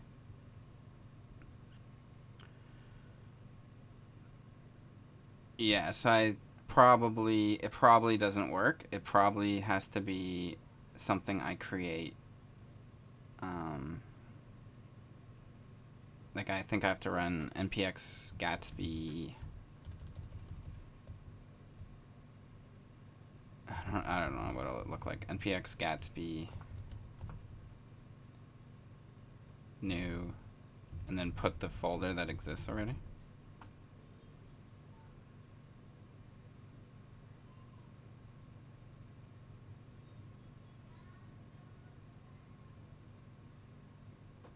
We'll see. wonder if there's anything in the guides about that.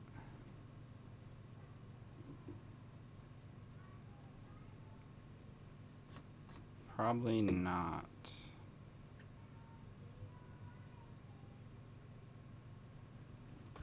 This is actually interesting. You may be looking at some alternatives. Traditional static site generators like Jekyll. That's the markdown approach. WordPress I don't need to read about. Squarespace is not what I need to read about.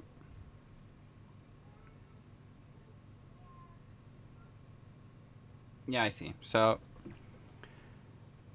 I wouldn't want anything in these other classes really anyway. I think the thing I want doesn't exist, really. I think Gatsby might be the closest thing. Because what I'm talking about is almost like programmatic analysis. There was someone working on a cool project that kind of unrolled JavaScript. It was the same guy who made Babel, I think. I don't think I'll be able to find it. But it was this neat thing where, like, if you had a loop that populates an array, the code would actually run that code and then figure out, oh, it's just this array. So it would turn code that looks like, let's say you have code like this, and then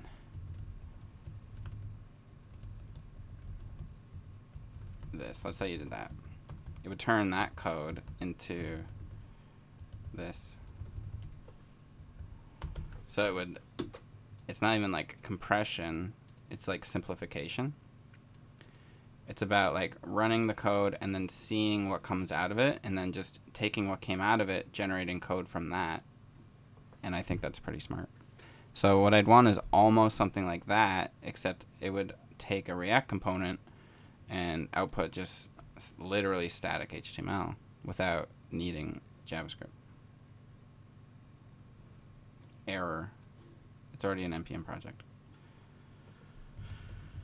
And I don't think there will be a command called add it to an existing site. It's probably not even possible.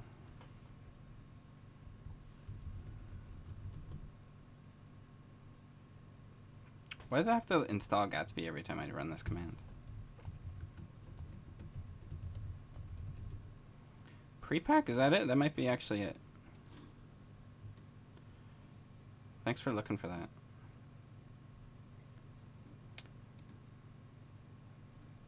Oh, this is Facebook owns it. Yeah, it might be have come out of the same thing, or maybe just inspired by the same thing. I'm looking for a name of the guy who made it. He might actually work for Facebook. But yeah, this is kind of like, it's smart, right? Like, why have this crap if you just can just have that crap? Because as programmers, we write a lot of code that we don't really need.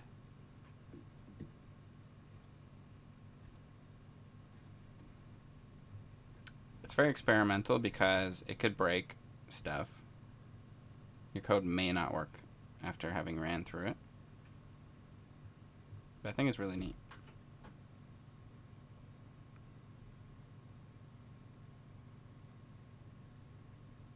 And here, this note pretty much summarizes the limitation.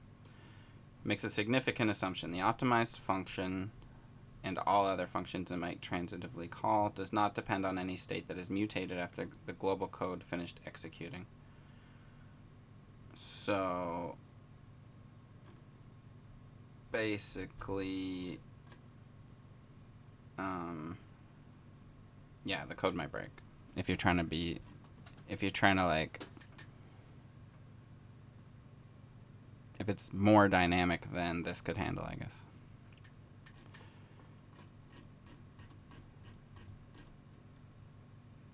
I'm gonna just put this in the notes just so I remember it.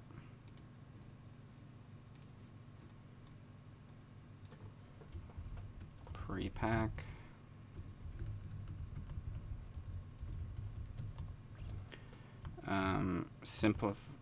executes JavaScript to output super simplified data structures.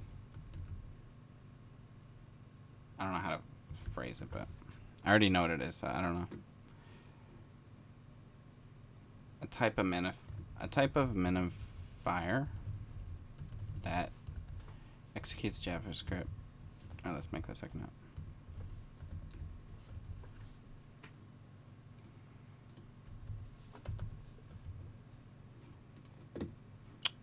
I don't know if I'm going to be able to integrate Gatsby into the site. I kind of feel like I need to make a new project that is specifically the Gatsby version of this site. Because I got an error. Where am I?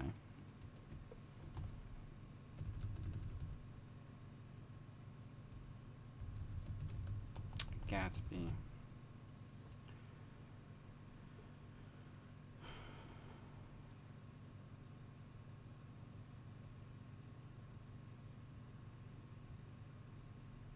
I wonder if the telemetry is turned on by default.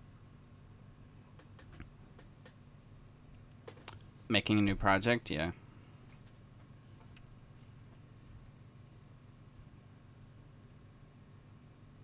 So how would I like do it? Should I copy and paste the code over? Should I make a new project that uses my old project as a module and share the code that way? That might be interesting. So basically I could structure the code base of my blog so that it doesn't do rendering. It's just like the components. And then they get imported into the Gatsby site, which kind of ties it all together without any custom code. Without any custom components. I'm going to write some of this out.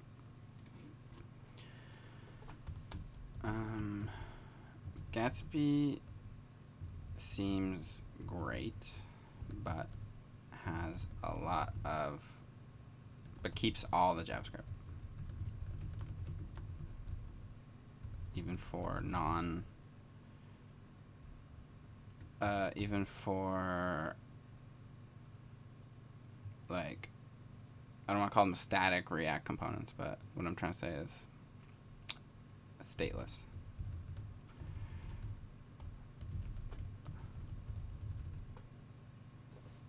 Let's keep it.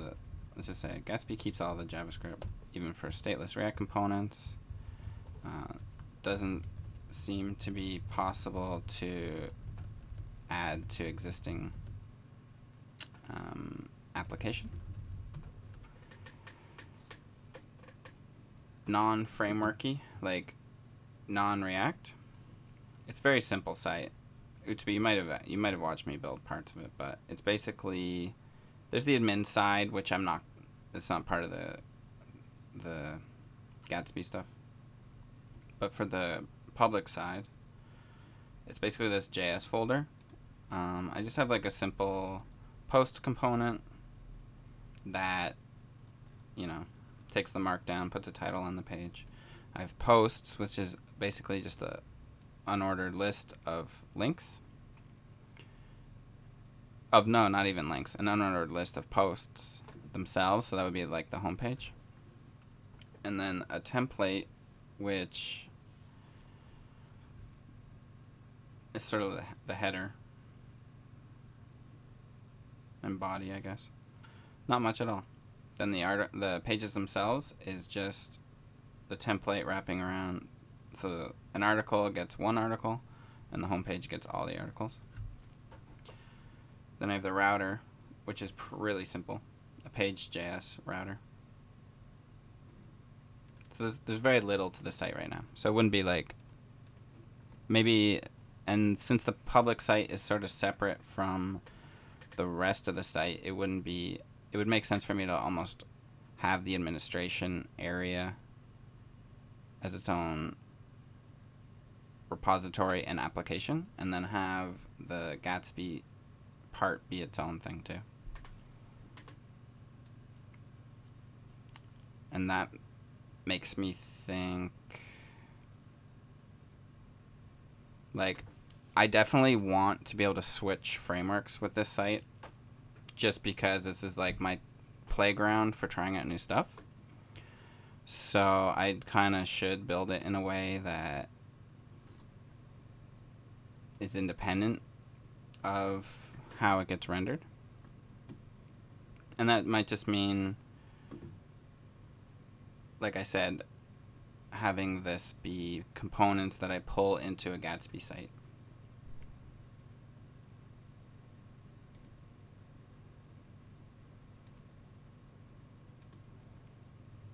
But I can't do that because if I'm going to have a link, I have to use the Gatsby link tag. I guess I don't have to, only if I want the Gatsby routing, which is kind of the point of having Gatsby.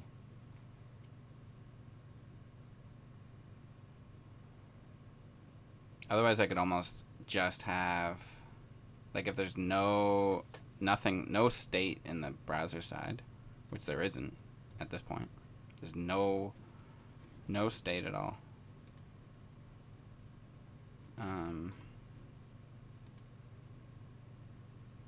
I'm lying, because it loads it from the API. But other than that, like, Gatsby would take care of that loading part. Oh yeah, so then I'd need to use that MySQL plugin and then have it load from there directly from the database, maybe. Yeah, I'm not sure if this will suit how I want to build the site. Because I don't know, it just seems like there should be a better or a simpler way for me to do it. It would almost not be that much code for me to just have some way to mount this so that I render it to string, that I feed in a path and then get back a string, and then just like write that to HTML files. That's like what a static site generator is, but this would be like a really static site generator. Super static. I'm not sure if that's plausible, because how it would have to know how to, like, it would have to run in the browser kind of to be able to do the fetch stuff. I don't know. What I'm working through right now is like, if someone were making Gatsby from scratch, them thinking through the problems, and then when I hit these problems, like, how do you deal with data loading? Well, Gatsby figured that out. They have a really actually smart approach to it, which is their whole, like, static loading GraphQL stuff.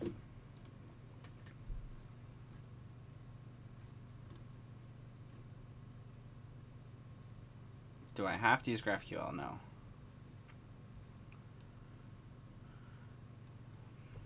Okay, so I could actually,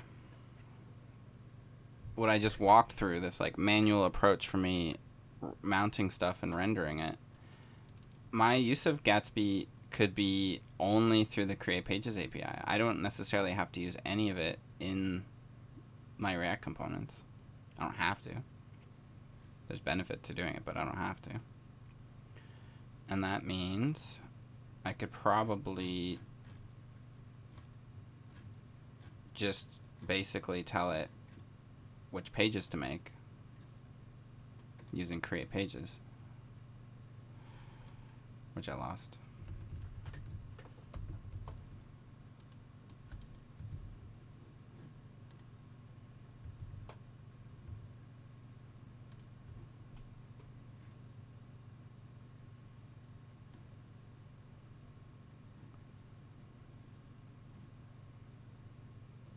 So this is, if I wanted to add this, I guess it would look like this, or what? Hey Radari, how's it going? Good to see you. What's new? Oh, pretty good. I'm just like trying out some different static site generators, trying to figure out which one I want to integrate into my blog. There are a lot of them. Oh my god. Look at this. Oh, cool. Great.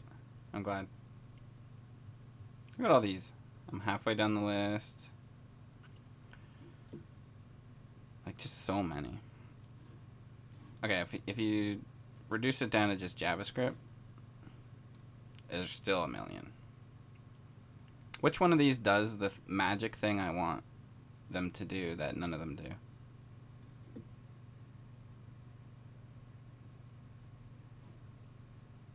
Which one, like, analyzes the code to figure out whether it even needs JavaScript? None of them, probably. A blog engine for coders. Let's look at that one. I don't know why there's a negative. The stars are actually going down.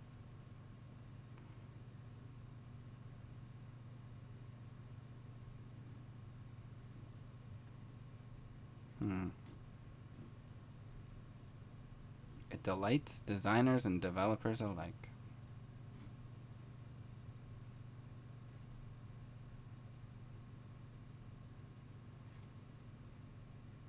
There might not actually be anything that does what I wonder about. Maybe there's a way to do it Gatsby, so let me give Gatsby some more of a chance. Gatsby components stateless. Maybe something like that.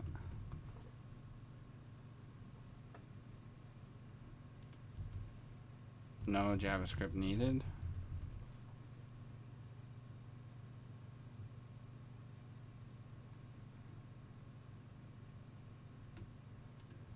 This is interesting.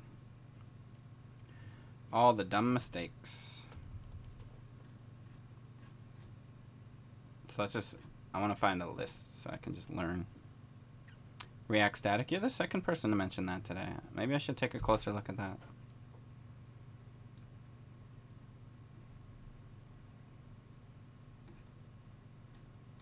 Unpopular opinion.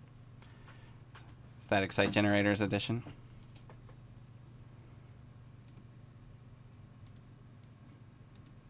Do you know what I'm referencing, Rodari, on Twitter? Like, everybody's been tweeting these blah blah unpopular opinion. I assume that's what you're referencing, but it might not be. It might be a coincidence.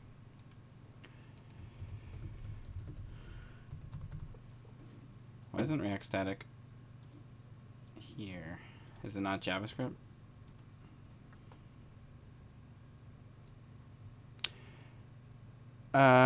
Yeah. Yeah, I guess so.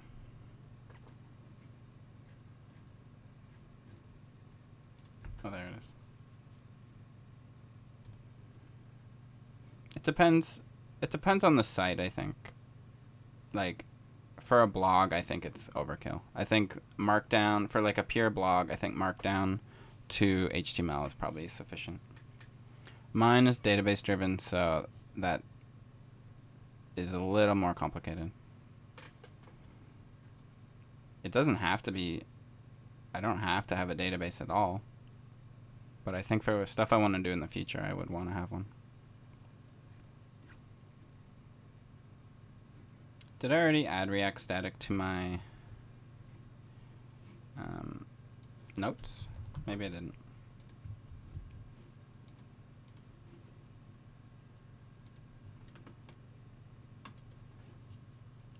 No, I didn't. React static.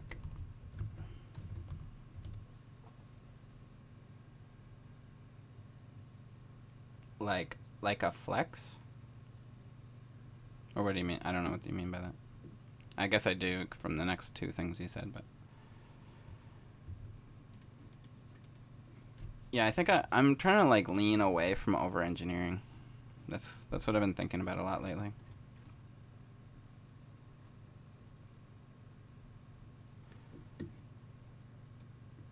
Because I've been reading the, like, on Twitter and other places, people are talking about how the front end has two different job descriptions that are kind of in conflict in a weird way.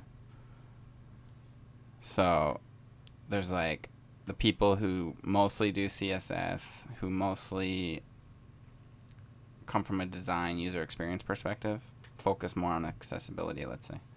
And then there's the other side, which are really programmer heavy, and a lot of that comes from people who didn't used to do JavaScript. They might have done .NET or Java or whatever, PHP, that came to JavaScript somewhat late in their careers, that are bringing with them all this extremely technical engineering approach to writing code. Very tool heavy and all that. And yeah, there seems to be like this disconnect. And for me, I'm a programmer. I have a programming background. I've been doing the web stuff for a very long time. So, you know, I remember the old days, and I'm kind of nostalgic about those days where making a website was just like, you made an HTML file, and then you made a couple JavaScript files, and then you made a CSS file, and that was your site. And I think we've gotten very far away from that, but I'd like to get closer to it somehow. Oh, also blazing, so that's important. You gotta have blazing, or else it's probably linking to the joke. Check if it's blazing fast. Yeah, that's actually the tweet that I'm referencing.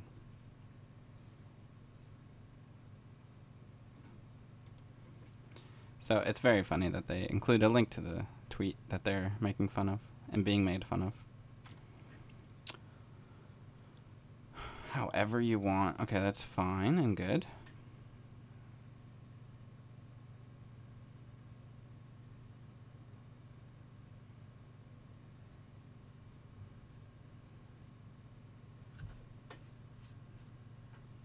All right, let's I want to understand the thinking. So at Nozzle.io, we take performance and user developer experience very seriously.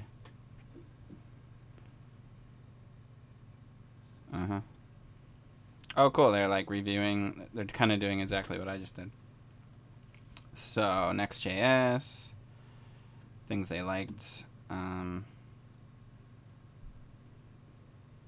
We were dropped on our faces with a very ungraceful transition from isomorphic to static, with a cold side of faulty hot reloading, strange routing strategies, and highly bloated bundles.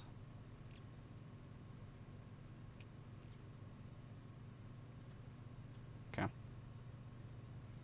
Sounds like some very specific complaints, but that's alright.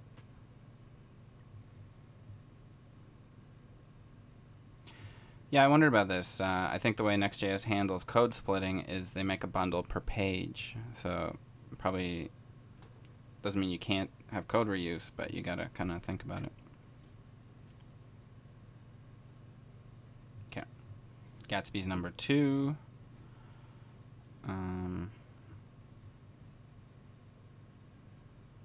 It was 10x better than using Next. That's cool. Good to know. Very fast browsing and exporting, yep. Aggressive preloading, I like that too. The code splitting seemed appropriate. Although there, what was it, like 6 bundles, 6 JavaScript files for the homepage. Image processing, I don't know. Things we didn't like. When it came time to introduce dynamic data into our sites, we were faced with the decision to use an existing Gatsby source plugin or build our own. Because they have an API. Where I do have an API, but it's possible for me to just write queries for it. But again, I guess I can't use I have to either write code for my API or write new code for the Gatsby plugin.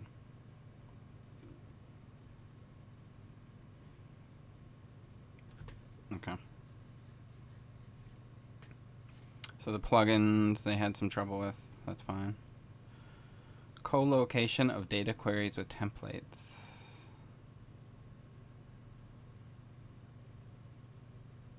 I think they're talking about using GraphQL. It is magically placed on the template's props after the query resolves.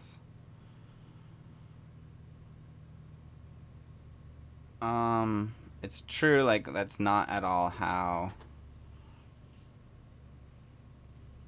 I guess my code does hit an API endpoint, but there would be some friction with me having to figure out GraphQL, having to Yeah, like, it wouldn't just work out of the box.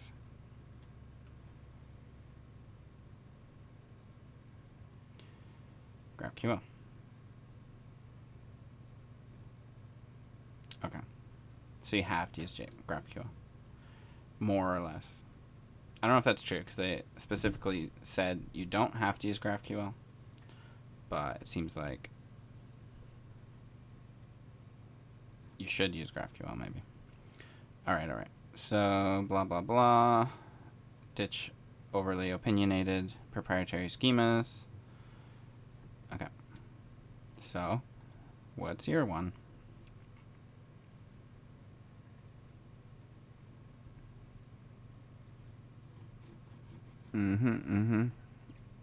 Dev stage. All the data your site needs to render is gathered up front in a configuration file using any means you want. From markdown files, whatever. Public APIs, okay. Then you generate a list of every route on your site, define a template to render it, and supply the appropriate data to each one. It's as easy as passing props. Okay?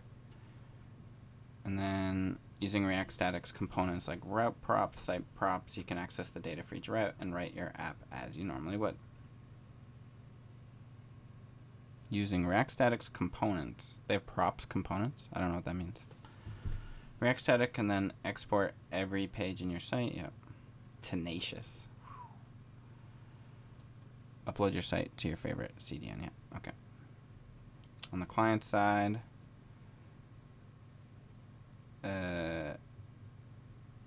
simultaneously, so first they get the HTML, CSS, and then they get the bare minimum of JavaScript for React to Bootstrap on top of the rendered HTML.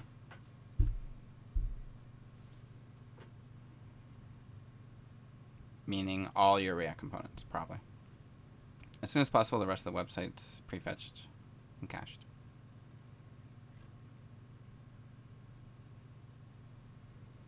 Your site works at the speed of React. Whatever that means.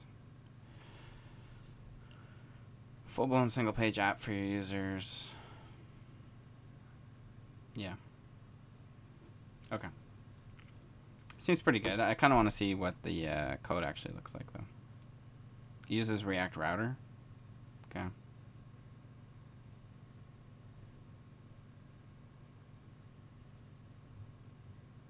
Sure.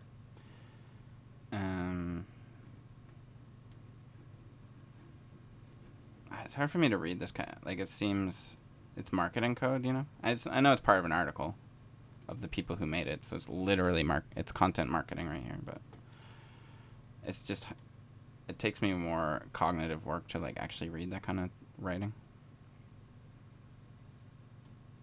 Because it's like, you've worked hard enough producing and organizing all the data for your website. Not really, or not recently, and what do you... Okay.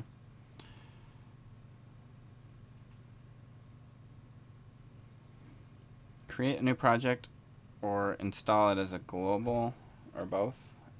Do I have to make a new project? Can I install my existing project? I don't know. So let's use a very unique point against. Did it say very unique? Oh yeah.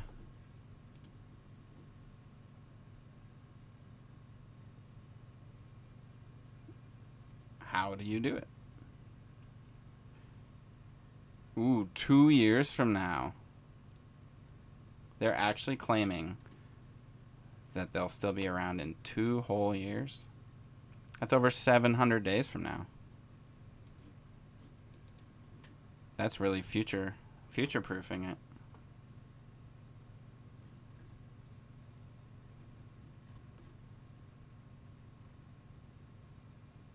Okay, I'm not trying to hate on the thing. It seems really cool. Oh, I see. Very unique. No, you're right. There could be, like, unique... There could be variations of how many aspects of it are unique. some things might have more unique aspects than others.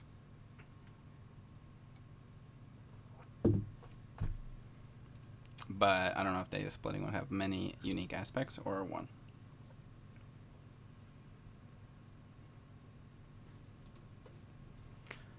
Seems great, less filling. I actually don't know anything about it because I just read this marketing site. So let's go to the actual docs or whatever. It's still, it comes with, so it is like, you don't use React Static and Webpack. It seems like all the static site generators replace the need for a bundler.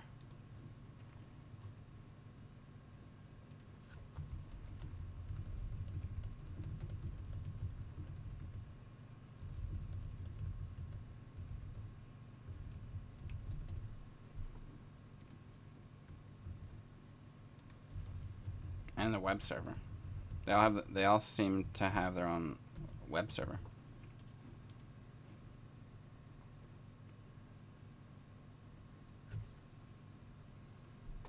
Or some kind of, yeah, like a development server. I guess that's what I mean more. Okay.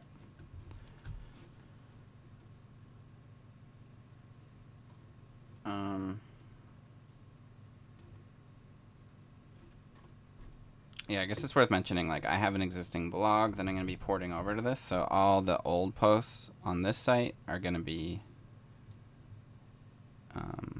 part of the data, which is part of why I don't want to do, like, a markdown-based one. I don't think.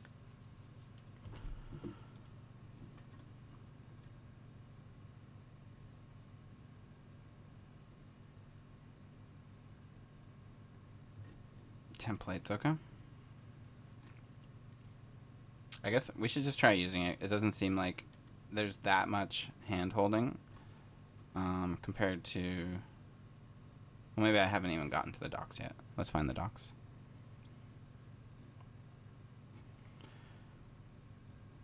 The docs is a repository.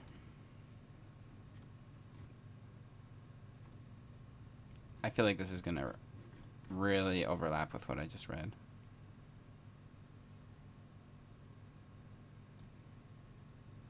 Node save code. Hey, Creative Girl Codes. Bonjour. I should know French. I'm Canadian. I forget to ask, how are you? I remember comme ci, comme ça. And...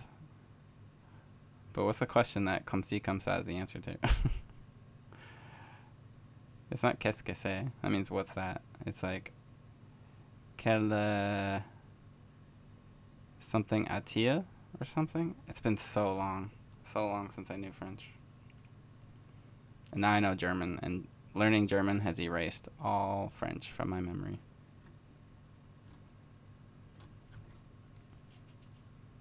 Comment ça va? Thank you. Comment ça va? Creative Girl Codes.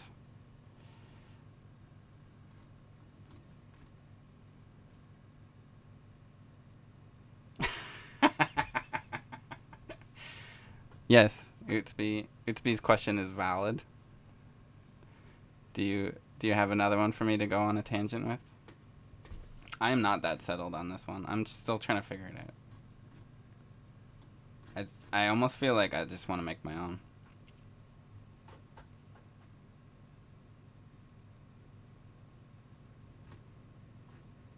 Because I don't think it'd be that hard. I mean, React has render to DOM, render to string.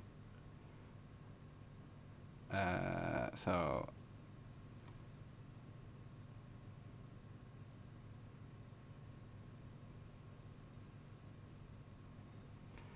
I think it'd be worth, like, thinking about this. I think it'd be very powerful if, like, the site that...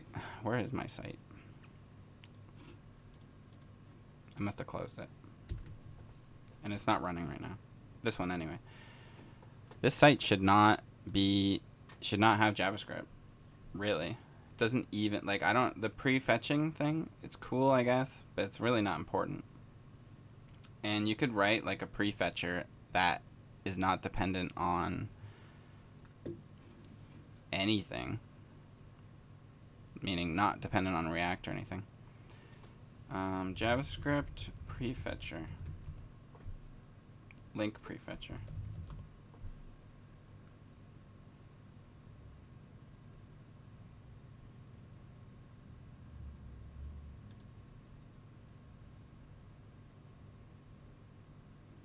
What? The browser already does it. You give it hints. Oh yeah, this stuff. That's not really what I want. But you could.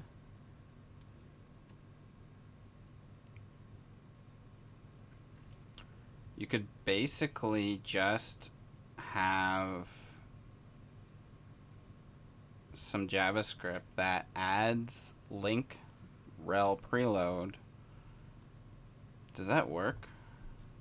Like, if I do it, so I'm on Mozilla's website. So this might not work, but I'll try it anyway. So let me make a meta tag. And we'll set, no, not meta, I meant link.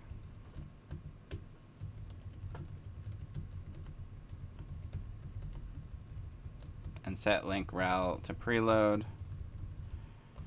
And set link.source to be, let's just we'll make up a URL. It's gotta be .text, there we go. And hasn't triggered anything yet. But then if I add it, can I do head? Does it then, oh, it's supposed to be href. You're confused? Oh, it's okay. So it's because you missed out. So I started the stream Creative Girl Codes looking at GastbyJS and like wanting to use it. And then 2 people mentioned React Static, so I kind of stopped doing Gatsby and I'm looking at React Static.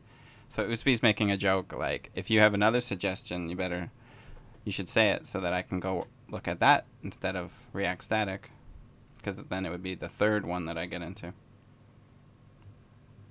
What is as? Am I doing this wrong? Oh, prefetch, not preload. Prefetch, and now it did actually immediately try to load it with a low priority.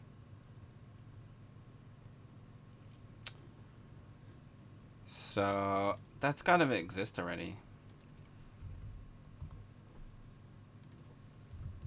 Prefetch? I already forget.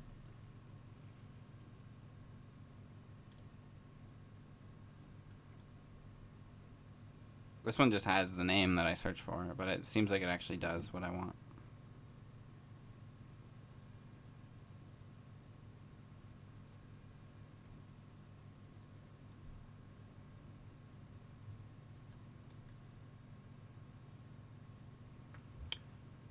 Seems pretty good. How big is it?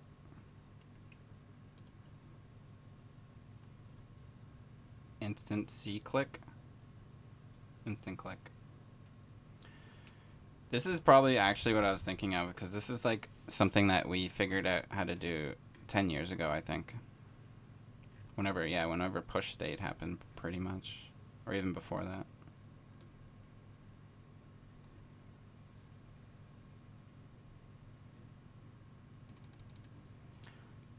What I kind of want to do right now for fun is take this static Gatsby site and make it smaller to demonstrate what it could be like.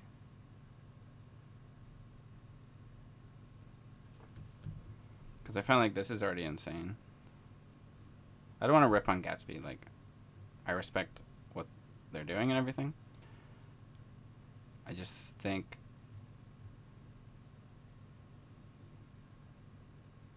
I don't know. I think there's room for improvement.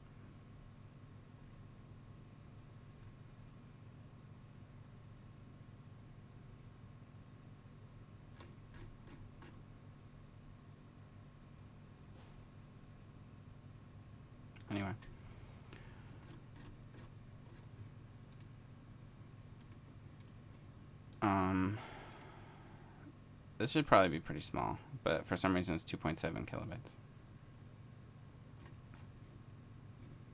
That is really, I mean, it is small, but I think it should be even smaller. Data no instant. It's alright. No problem. Are you still on, you're not working right now, are you, Creative Girl Codes? You got your little girl? Or did you have to go back to work already?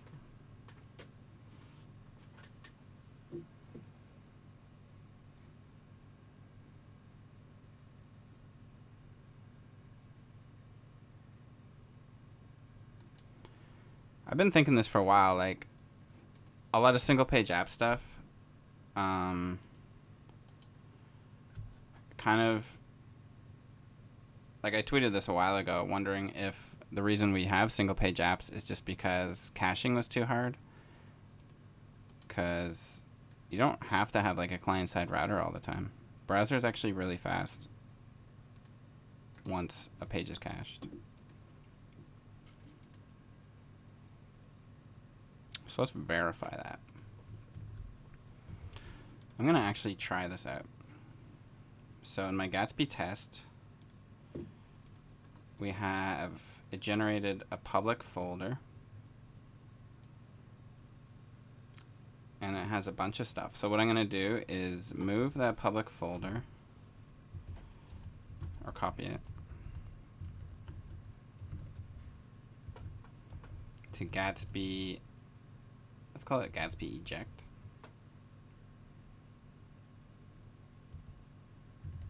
Does that work? Yeah. Yeah. I know that feeling. My son is 3 now, so he's like starting to be more independent, that I don't have to like watch him, that he'll kind of play on his own. Or mostly what he does is he hangs out in here and like he entertains himself for the most part. So I'm having a bit more time to myself now than I used to. So if I run HTTP server in here, what does that look like? No. It should actually work. Because it's running, it's actually running the whole site. This is the static site. So I'm going to take this and see what I can do with it.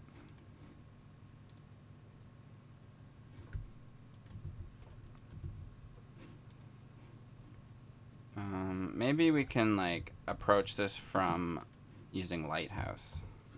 So I'll try running an audit on it. And that'll give us some numbers too.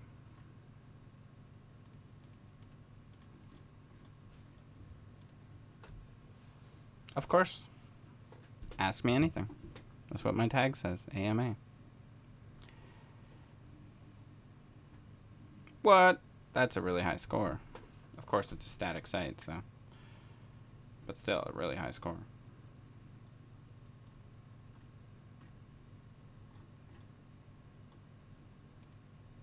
I can improve on that. That's not Gatsby's fault.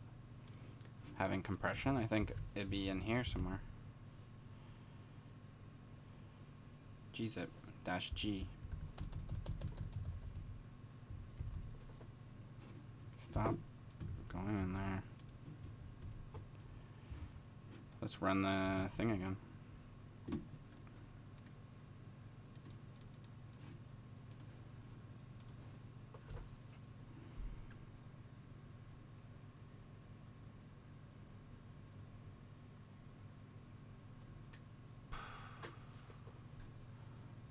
Was the score lower?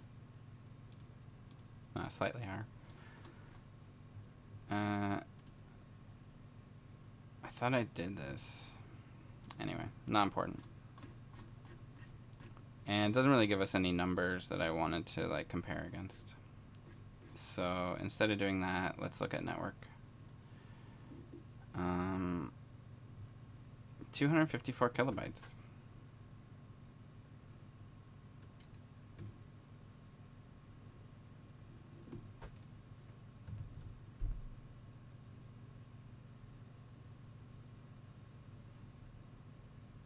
That seems like a lot. I know the site doesn't do anything, but it still seems like a lot. So, what is my method of learning programming? Actually, what I'm doing today, and I'm going to be doing this more and more often on stream, so you can watch my process of learning stuff. But I do a variety of stuff. I start off here on the homepage of whatever the thing is I want to learn. And then I try to find the documentation, and with Gatsby, I looked at this and said, okay, the tutorials for people without much web development experience, so I skipped that. I went to the quick start. I watched this video. I followed the instructions. And then I kind of, when I run out of stuff to do, then I think of like, what's the next interesting thing I don't understand about it? And I try to figure that out. I am trying to create something real, which is I'm trying to finish my blog that is in pretty rough shape. And I want to integrate static site generation into my blog in some form. And so I'm trying to figure out which tool would be best for the job. So, does that kind of explain it? Like, a bit of everything, and then driven mostly by a real life, like, thing I'm trying to achieve, or at least questions I have about it. So I played around with web components the other day, and there I wasn't building something real. I was exploring it for its own sake. But then, so I was still driven by certain questions I had, which was like, how does it work? Oh yes, multiple resources for sure. Googling, tutorials, videos, asking questions on other people's Twitch streams, stuff like that. I do that for sure. And then like just thinking about it, daydreaming kind of about it, to think of like trying to understand it, but also trying to like imagine what might be possible, and then trying to find out if that thing is actually possible. Stuff like that. So that approach might come from like, I've used a lot of different libraries before, and I've used I know like a lot of little pieces of a lot of other things. So part of when I'm trying to learn something, I'm trying to see which of those things I already know about that it uses, and maybe things it doesn't. Like Gatsby kind of made sense to me because I had tried learning Next.js before, and they're kind of similar. And I've given a lot of thought to like, how do you structure a React site? How do you structure the code inside a React site and stuff like that? So I don't know. It's kind of a scattered approach, but it's mostly driven by questions I have and trying to answer those questions, if that makes sense. If I was going to sit down and like learn a new programming language completely, then I would have a lot fewer questions. It would be more just like trying to do anything. I would set some goal for myself, like let's say I wanted to learn Elm, which I do, but I've never used it. I would probably do some stupid thing like try to make a button that you click that changes some text on the page. Because if I can do that, then that opens up a lot of different things I can do. You know what I mean? Like some proof of concept thing I want to achieve that would be a milestone in my understanding. So, you know, if I knew how to make a button that you can click in Elm that puts text on the page, like a counter or something, then that would be a good milestone to reach. So, if I don't have like a real life actual thing I'm trying to achieve, then at least I would come up with something that I'd aim for. Some short-term goal. Yeah, I don't know. It's probably even more random than that. I just follow my whims. Something comes to mind, I go look at that instead.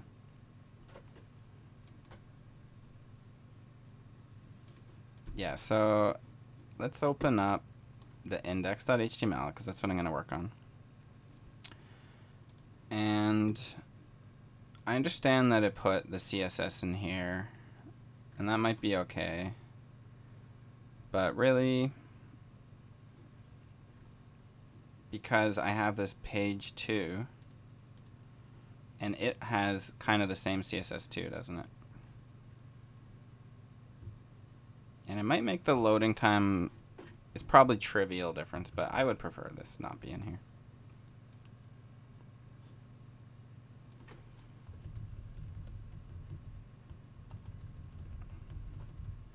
I don't know what I'm doing right now. It seems like a super waste of effort.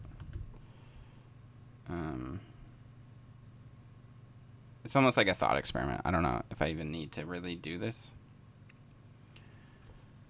But my thought experiment is like, how would I rewrite the Gatsby output so that it's simpler? And actually, I don't think I need to, like,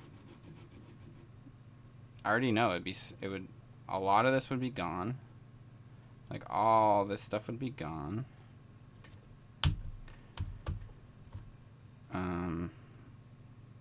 These, like, placeholder comments wouldn't be there either.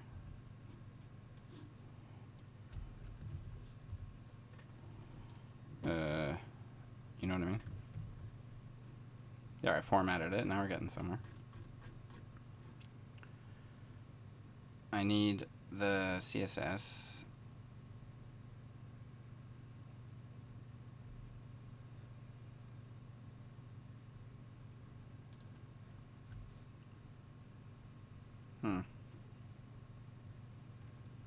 I wouldn't have, like, I don't know. Some of this has to do with the markup of this particular example page, which isn't my site.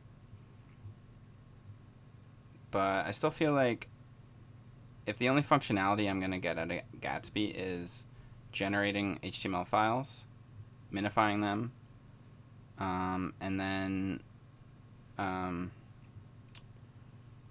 putting some, like, prefetching routes and stuff, I don't think I need Gatsby. I haven't even started looking at the React static, though, how to actually use it. Should I?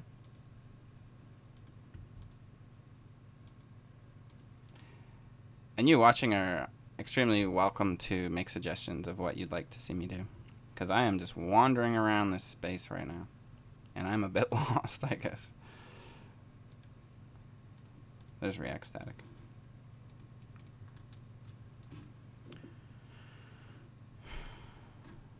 So I think using React static is a matter of just, I guess you use it from scratch. Like, you need a new project. You create a project.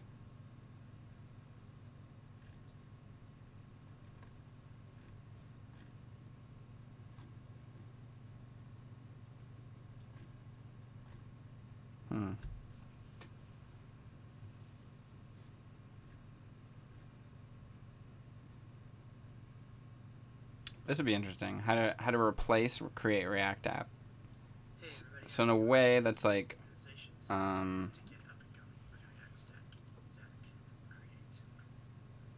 it'll show me how to modify an existing site, basically.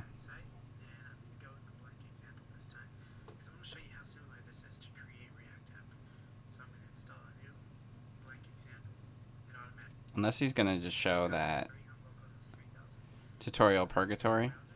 Do you mean that it's too much tutorial and not enough writing your own stuff?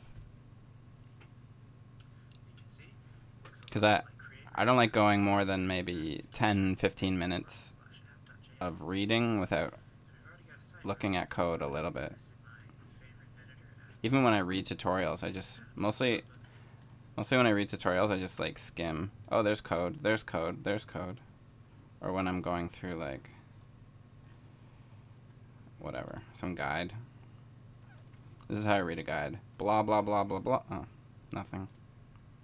Blah, blah, blah, blah, blah, blah, blah, blah, blah, blah, blah, blah, code. Blah, blah, blah. This is how to install everything anyway. Code. Blah, blah, blah. Blah, blah, blah, blah, blah, blah.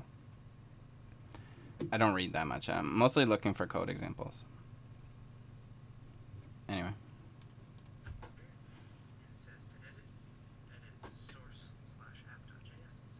I think you just need to try writing more code and I don't know. Because like at some point learning the stuff through tutorials, you will know it enough to be able to do something with it, right? So you don't have to follow the tutorials in order necessarily. You can kind of jump around, and if the thing you're interested in is routing or I don't know, whatever it is, like some specific part of it that you don't quite understand, you just don't know how it works, or you're wondering something about it, then skip to that. And yeah, I think having it like be something that you're trying to create is always, it's going to help you have a reason to have that code. Where if you're just creating like throwaway files with a couple lines of code in it to try something, that works too, but you'll have a harder time coming up with examples to work on.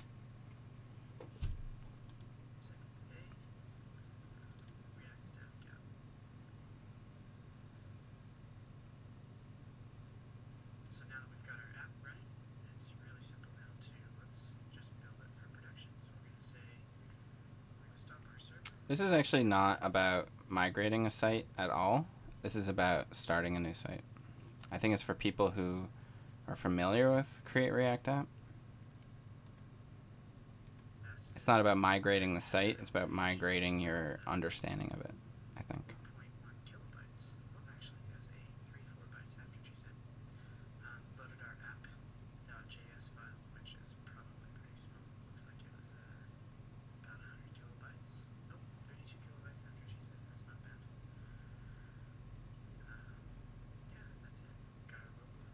A 100 kilobytes of JavaScript for Hello World.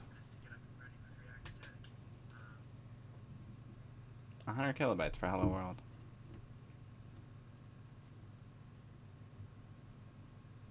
I don't know. I don't know what world we're living in.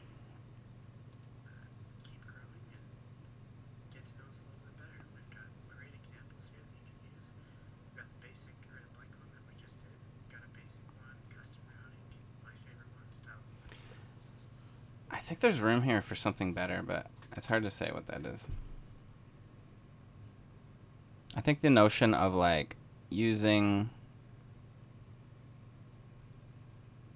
React components or using components generally to do rendering and then interactions being somehow special so that when you generate the static site, only the interactions are persisted as JavaScript, not the rendering.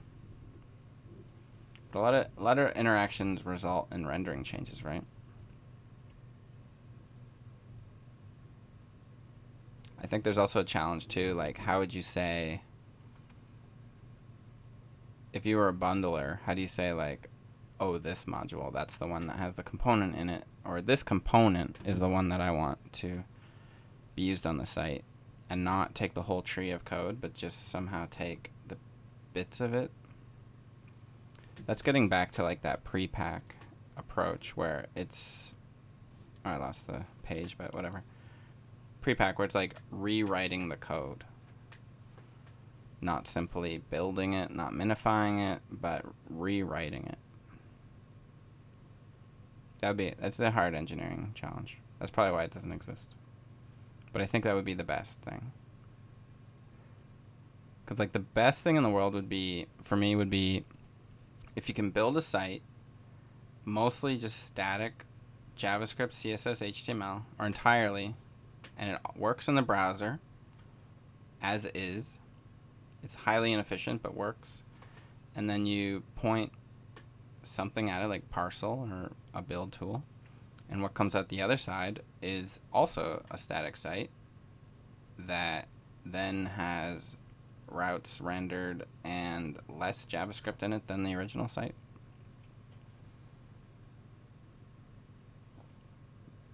I don't know. I don't know if I can make that thing. So then the alternative, like, if I want to have a site that has almost no JavaScript on it, not rendering with JavaScript, not route, not components that get put there and stuff after, live components or whatever you want to think of it as, then I'd want to do server-side rendering and then just have very little JavaScript in the client side. So it'd be more up to me. Then I'm just like, basically then it'd be like a PHP site or like a classic server-side rendered site where maybe it's dynamically generated server-side, and then I could just hit the web server to output HTML that I then cache.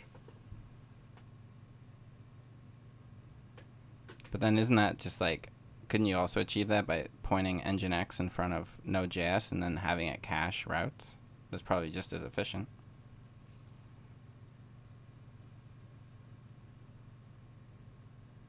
Maybe I don't need server-side static site generation.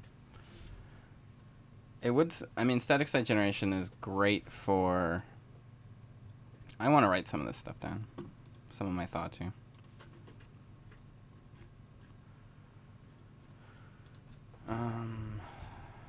Is static site generation superior to an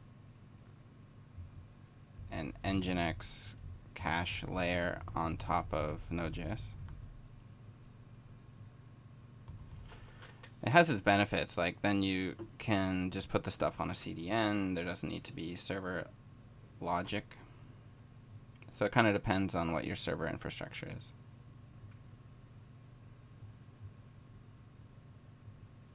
But having static files, it does simplify things a lot.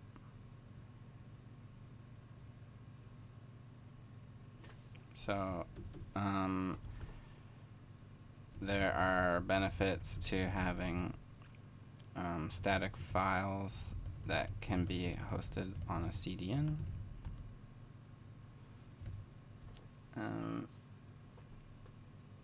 Also, well, I guess that's probably the main thing. So if I was generating a static site that I stuck on S3, for example, and then used an Nginx proxy to pull from S3 and serve it, that wouldn't be any better. Or there'd be almost no benefit to just proxying a live server-rendered Node app, I think.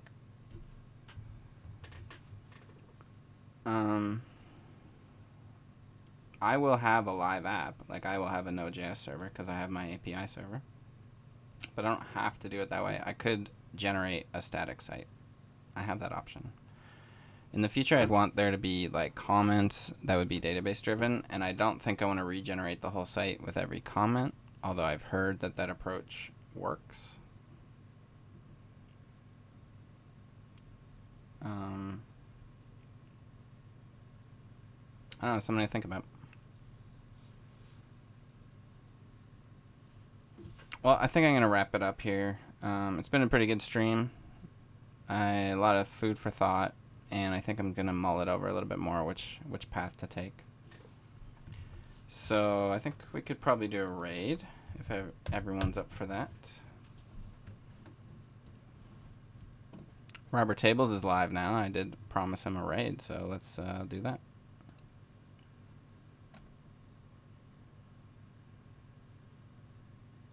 Well, I didn't promise him, but...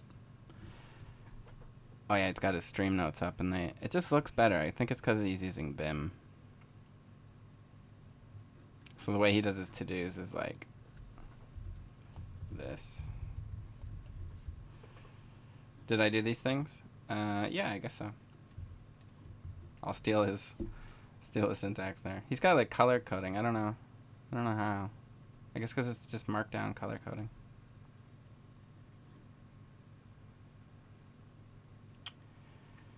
I don't even need. That's what my old blog is. So I should just like keep working on this site because that's what it is. PHP server-side rendered, database-driven site. PHP is the future. Is it? Anyway, let's go raid robber tables. And I will see you another time. Next time, I hope.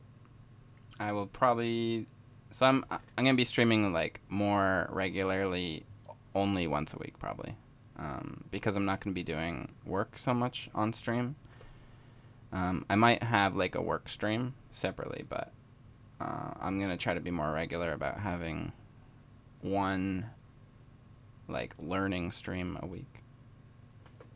So that might settle on like a specific date. We'll find out. But right now it's kind of, I wanted to do it today, so I did it today. So we'll see how it goes. All right. Thanks everyone for watching. Say hi to Robert Tables for me. I'm going to go clean up and stuff, do some chores. So see you next time. Take care, Gatsby. See you, Creative Girl Codes, and everyone else who's watching. Thanks for the help, and take care. Thanks for watching.